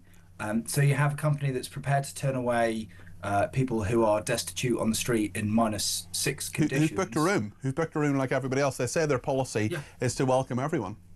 Yeah, so these people have obviously, really on their uppers, -6, booked a room, already paid, turned away, but the same company is prepared to have its hotels used, by migrants because of a really warped system where the Home Office can basically mass book a hotel and basically take over the business for a while. Britain 2026. Tom, thank you very much for your take on that. That's Tom Jones there, who is the deputy online editor of The Critic. He's a Conservative councillor and author of the Potemkin Village Idiot. We'll talk about what is coming into The Sun and what they're reporting. Tomorrow, Alex West is the associate news editor. We'll take a lot of your calls, texts, tweets and voice notes. If you want to get your voice on the air between now and 7 o'clock, give me a ring, send me a voice note. This is the only number you need, 0344 499 1000. Stay with us.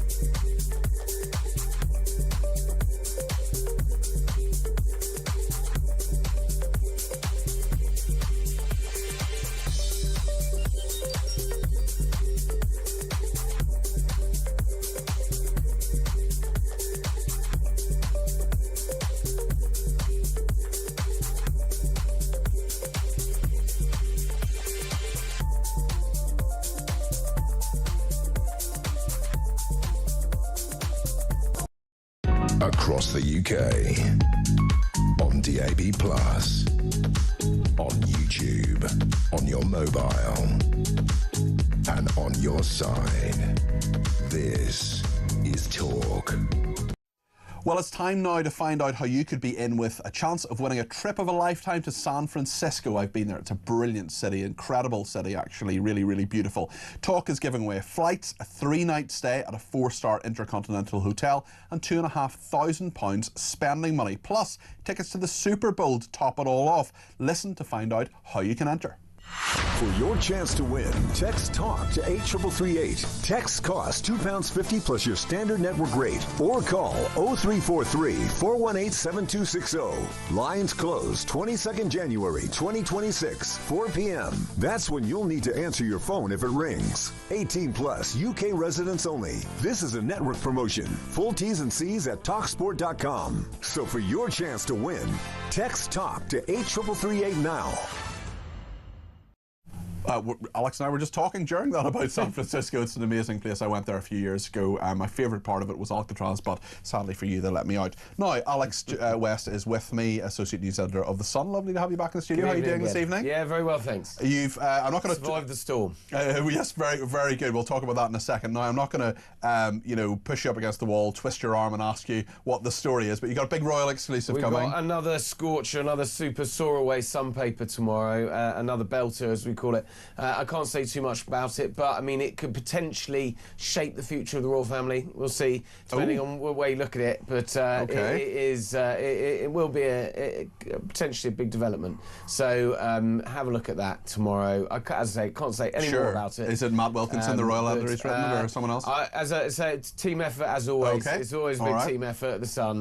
But obviously, we have some very good reporters who get all the best stories. So see that there. We've also got the launch of our Sun £9.50 holidays, which I'll get in, which are hugely popular, and so buy the paper and get on board with that as well. Excellent stuff. Storm Goretti obviously has been a huge story. So many people negatively impacted by it. Heavy snow, 127-mile-an-hour winds as well. Tell us how you're covering the cleanup, and of course some of this wintry weather continues over the next few days. Yes, so yeah, we're covering everything that Brits will wake up to tomorrow. What happened today after last night's storms? Lot of damage around. There's an incredible story down in Cornwall about a family who heard their big tree next to the house creaking and ran downstairs and out of the house as it fell down and crushed the roof of the house. Goodness me. And the 2 children whose rooms are up there would have been killed instantly, and an amazing escape. And actually, thankfully, as far as we know, there have been no deaths recorded.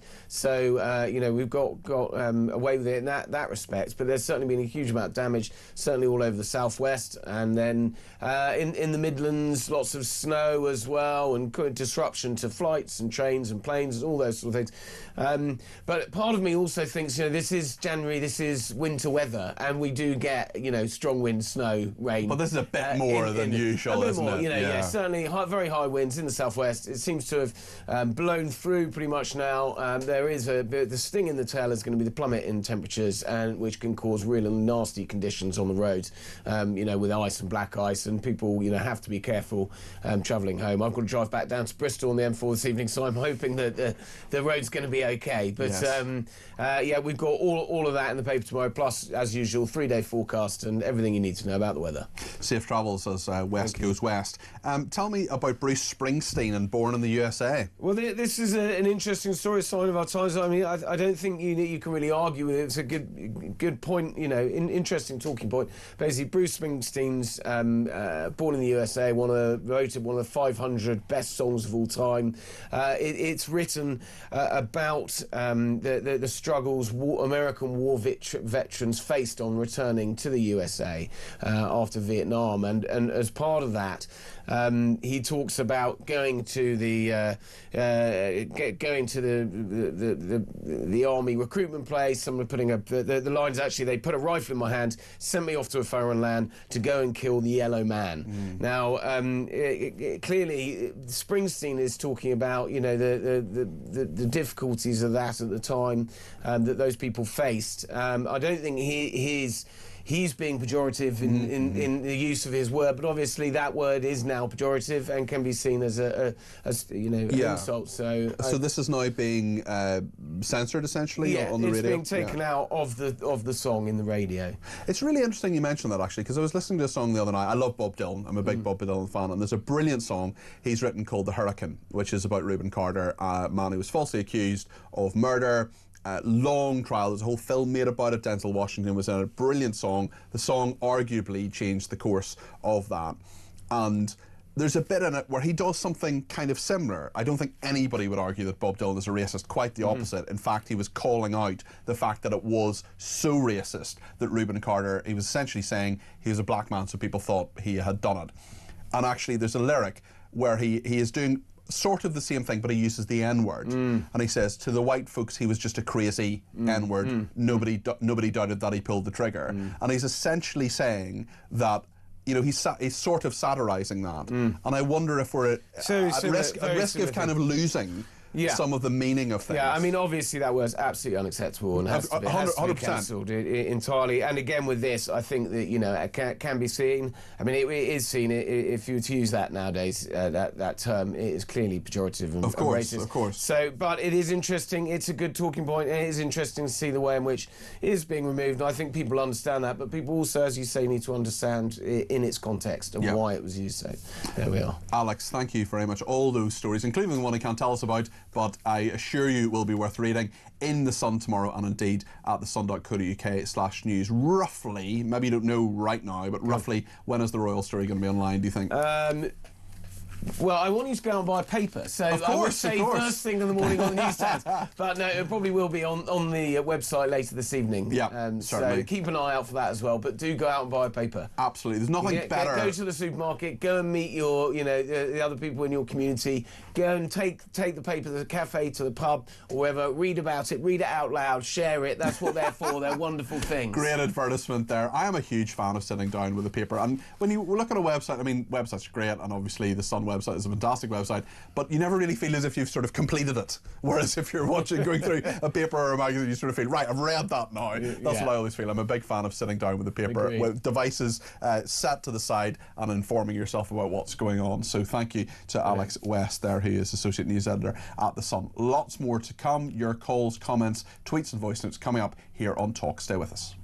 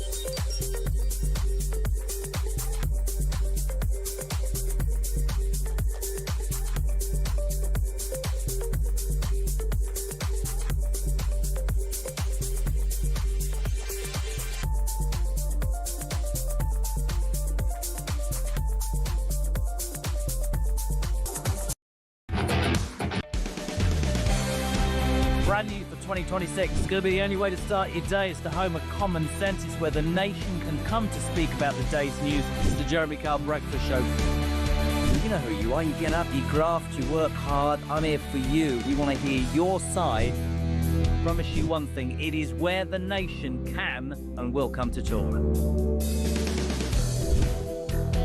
The Jeremy Kyle Breakfast Show, weekdays from 6 a.m.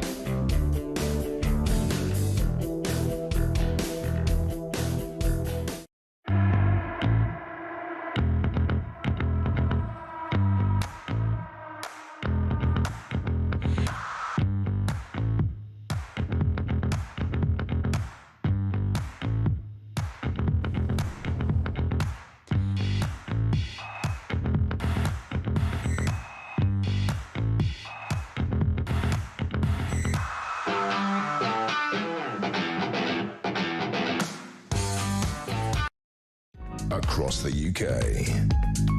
On DAB+, on YouTube, on your mobile, and on your side. This is Talk.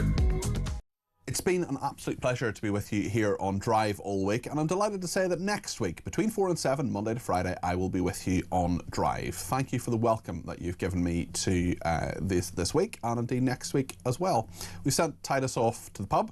He is leaving the station, very sadly, and his successor, never say replacement, always say successor, is a man called Luke. And Luke said, I misheard what you said earlier. I thought you said you're a big fan of Bob Vylan. As we know, I am not a big fan of Bob Vylan. In fact, I am hopefully one of their greatest enemies after Pascal Robinson Foster and his disgraceful anti-Semitism. However, I'm a big fan of Bob Dylan with a D. Thank you to the texter who says, as a hotel owner, I understand why hotels turn away homeless people. A minority who are addicted to drink and alcohol and drugs ruin it for the rest. In Peterborough during lockdown, Holiday Inn and another hotel accommodated homeless people and had TV stolen, fights, drug use, smoking indoors, and had the police regularly having to go round. I mean, that shouldn't happen. I know these things do happen. It's a very, very difficult thing. Homelessness is something that I actually advise the government on policy. I know quite a lot about rough sleeping. It was -6. You can't turn people away when it's -6 and they've booked a room. I'm sorry. There's just that's the beginning and end of it. Anne is in Newcastle and has some thoughts on this. Anne, you're very welcome to the programme. What would you like to say? Hi. First of all, it should not be left up to a charity to look after these people. It should be left up to the government. If they can look after people from other countries who have not contributed or done anything at all, then they can look after our homeless people. Agreed. In the summer, I went to visit my daughter who lives in the Midlands, and we went for a day to Tamworth Snowdome, which is an absolutely amazing place. After about 2 hours, they were busy skiing, doing whatever they were doing. I got a cup of tea and went to sit outside. Within 5 minutes, I went back inside, because outside, which is an absolutely amazing place, beautiful lake, over the bridge to the shops, everything, there were about 10 migrants from the Holiday Inn Express, which is directly next door, sitting on picnic tables, talking to the young girls as they were leaving. It was a very intimidating, very uncomfortable experience. Now, if Holiday Inn can accommodate migrants who they don't know anything about, how can they turn away a homeless person who is freezing? And I think all of that, it makes complete sense. You've just spoken such common sense there, and I just can't disagree with a word of that, Anne. So thank you for that. That was Anne in Newcastle.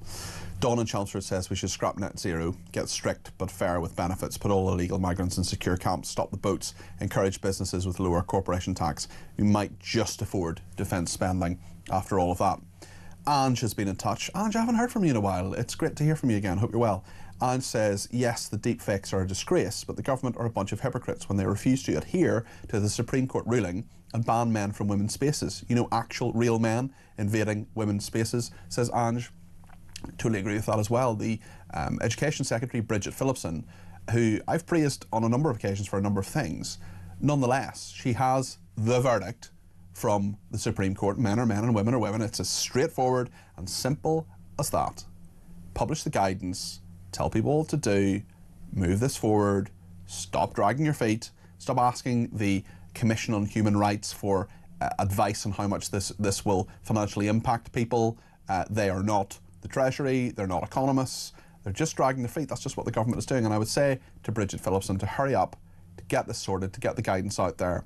And it would be very easy to be cynical about this and to say that the government doesn't want to adhere to what the Supreme Court is doing because it's politically difficult to adhere to that judgment. And as I always say, just because you're cynical doesn't necessarily mean you're wrong. Just on Holiday Inn Express, a spokesman has since apologised after what has happened, saying the incident was not in keeping with our policy of welcoming all. After speaking to team members, we recognise this incident is not in keeping with our policy of welcoming all and should have been handled differently. Spokesman said the hotel was taking steps internally to strengthen our training. I want to speak to Daniel in Epsom about Nigel Farage. The 34th person has gone to The Guardian to allege racism. Nigel Farage says it's nonsense. He's denied it on a number of occasions now. Daniel, your thoughts on this? You're very welcome to the programme.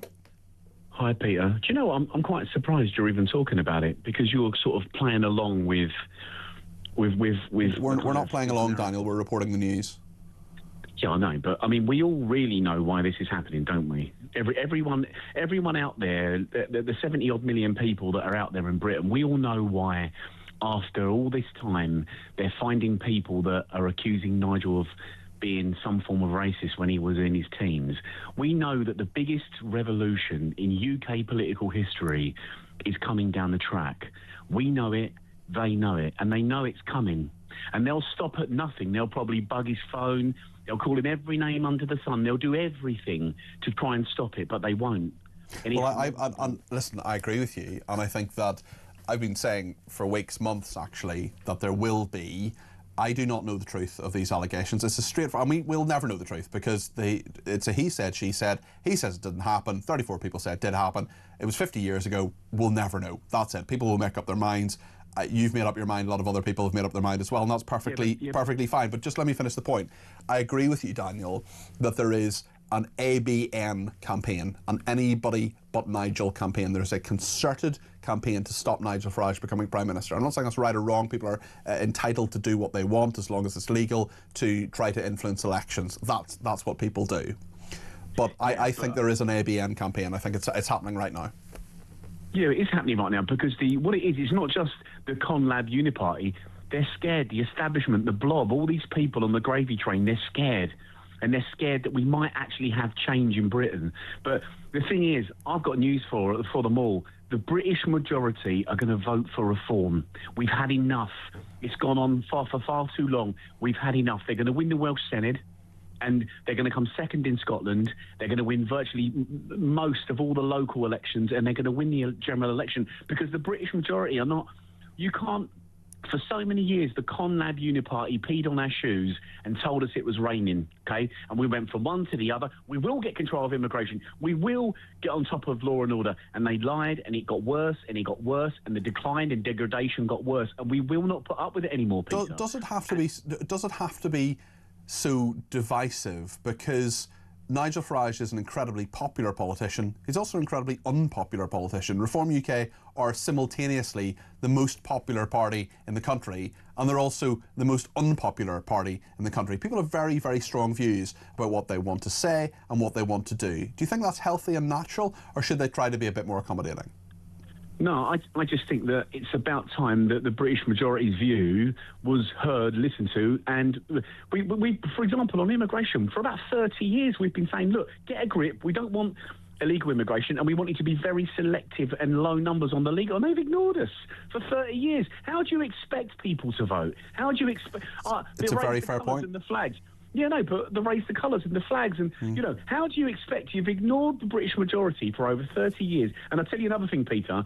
You've heard the phrase, the shy Tory, right? Yeah. And they say, oh, you got all the shy Tory. You got to be... Well, there's even shyer reform voters. Yeah, I think you're absolutely right on that point, Daniel. Listen, thank you for your call this evening. I know we don't disagree. I know we don't agree on everything, Daniel, but I think you made some very, very good points there. I want to speak to Steve in Cambridgeshire about AI. Steve, you're very welcome to the programme. I haven't spoken to you in a while. How are you keeping?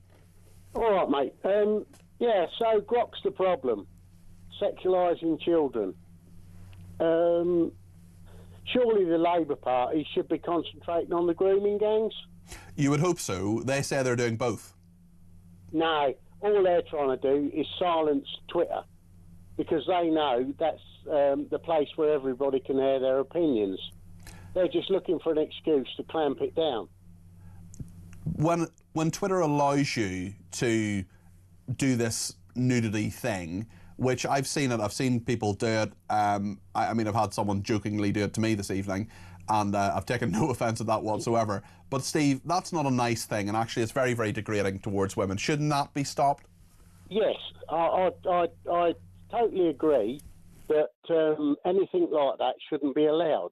But they shouldn't be allowed to stop people having free speech. Mm. Yeah, it's interesting because if they're that concerned about sexualising things, Why haven't we had the grooming gang inquiries? Why is it all being put to the back burner? Well, it's all of a sudden, Twitter, where people can put their views forward about Starmer and everything else, all of a sudden they want to censor it. Well, but I mean, I agree with you, but there's a lot of ways you can do that. Simply, if you cut off Twitter, it wouldn't be as if we didn't have free speech. It wouldn't be great. It wouldn't be a great development. I don't think it should happen. But nonetheless, there are lots of ways in which people can express their opinion. But it's interesting when you hear the Technology Secretary, Liz Kendall. She says, "We are as determined to ensure women and girls are safe online as we are to ensure they are safe in the real world. No excuses." You clearly don't think that she's being sincere there, Steve. Yeah, it's total hypocrisy, mate. You know, why aren't they prosecuting people that are actually committing these crimes now in real time? Never mind what happens like on the internet. Yeah, it's a very fair point. But can't you do both, Steve? Can't you do both? Yeah, you can. And I think if Twitter, X have already said, you know, they'll stop. They'll put it behind a sort of a paywall. I know that don't solve the problem completely. Yeah. But it restricts sort of the casual. And there is certainly a record of who is doing it, rather than random people who go on Twitter and just create their own accounts. Just before I go to Jackie in Norfolk, I just want to read out a couple of messages. Natasha says, "Hi Peter, does Matthew earlier on realise that we have creeping communism here, not fascism?" Sue in Huddersfield says, "Thank you for always providing balance when a caller is clearly showing bias within an argument. Matthew's call was just anti-Farage and Trump rhetoric. He has no evidence of anything Farage may have said, and neither do his accusers." Well, thank you, Sue. I hope it was providing balance to every call, basically. There's some I totally agree with, of course, but Daniel, for example, challenged him on a couple of things. Try to do that. That's my job. Joanna says, "Hi Cardi P. Whatever Nigel Farage said or didn't say, it wasn't said in a vacuum. Things said now are missing crucial pieces of the original full picture, as he himself pointed out about the era." And who else said what? Joanna, I basically agree with you, but there's some things said whenever that were said, doesn't matter if they're said 50 years ago or now, they're still wrong. Another person says all AI image tools can do this. It's not the real body, it's just anti-X Musk attack to ban any independent information for all the new 16-year-old voters, says Betty. Jackie's in Norfolk wants to talk about Bruce Springsteen and Born in the USA losing some lyrics, talking about, as he talks about, the yellow man in Vietnam. That is now not going to be part of this. Jackie, what are your thoughts? Hello, I'm apoplectic. I just think this is a completely ridiculous thing. I'd like people to go and watch the full Ken Burns documentary and see what went on in Vietnam. It doesn't matter what you believe. Jackie, you've come to the right place. I have watched all 18 and a half hours of the Ken Burns documentary. It is absolutely harrowing and a fantastic piece of filmmaking. I've watched it 3 or 4 times. Really? 3 or 4 times? 18 and a half hours? It's incredible. It's incredible. Yeah. I care very much about Vietnam and what happened to them. The Americans were not the only people who maybe got things wrong. But I just think, what is the matter? Go and see how many thousands of young American men served their country, whether it was for right or wrong, and died and everything else. And now to have this crap about taking out words from a song. I mean, Bruce Springsteen's amazing anyway, but I'm just so bloody angry. Okay. Jackie, thanks for that. And Jackie, actually, before you go, have you come across Robert Caro at all? Jackie still there, is she? Have you come across Robert Caro? No, the author. You got to look him up, Caro. He's written a magisterial biography of Lyndon Johnson. If you've got a big concentration and you're interested in Vietnam, you can have a look at that. It's a really, really amazing series of books. They're very, very long, but honestly, they're brilliant, Jackie, and that's my recommendation to you if you enjoyed Ken Burns. Robert Caro, C-A-R-O. Yeah, have a look. C-A-R-O. He's best biographer ever. I'm a huge fan. But honestly, that documentary, as you say, 18 and a half hours, but it's an investment, Jackie. Listen, thanks for that. Another Ken Burns fan. I'm a massive fan of Ken Burns. He's a brilliant documentarian. Cliff in Berkshire says Iran has blocked their internet and mobile networks. Does our government have the same ability here? Have a good weekend. I certainly hope they don't. Peter in Middlesbrough says, "Hi Peter, great show. Read the Grok image AI story. I think this is more about X and Elon Musk rather than the AI functionality. You can do bikini imaging on Gemini as well, which is to do with Google. I wasn't aware of that, but I'm sure you're right, Peter. Nick says, during Hurricane Sandy, I was in Long Island for a wedding. The following day, I was at the bride's parents' house, and we spent some time taping up windows in case they came through. Around 6 o'clock, I was just about to go outside for a cigarette when her dad stopped me to say thanks for the help. I said no problem, turned to open the door when a huge tree came down on the steps outside the door where I would have been had he not stopped me for those few seconds to say thanks. My goodness, not the first time not going for a cigarette has saved someone's life. Jacob is in Michigan and the USA. Jacob, you literally have about 30 seconds to make your point. You're very welcome to the programme. Go ahead. Yeah, I don't think England can do anything as far as sending troops over to Ukraine. They need to build up their military. They need to stop fooling around with everything else that they're fooling around with taxes and stuff. They need to go ahead and build their military now so that they can, if they need to. But I still don't think they can send troops over to Ukraine. Thank you very much, Jacob. Starmer needs to get it together.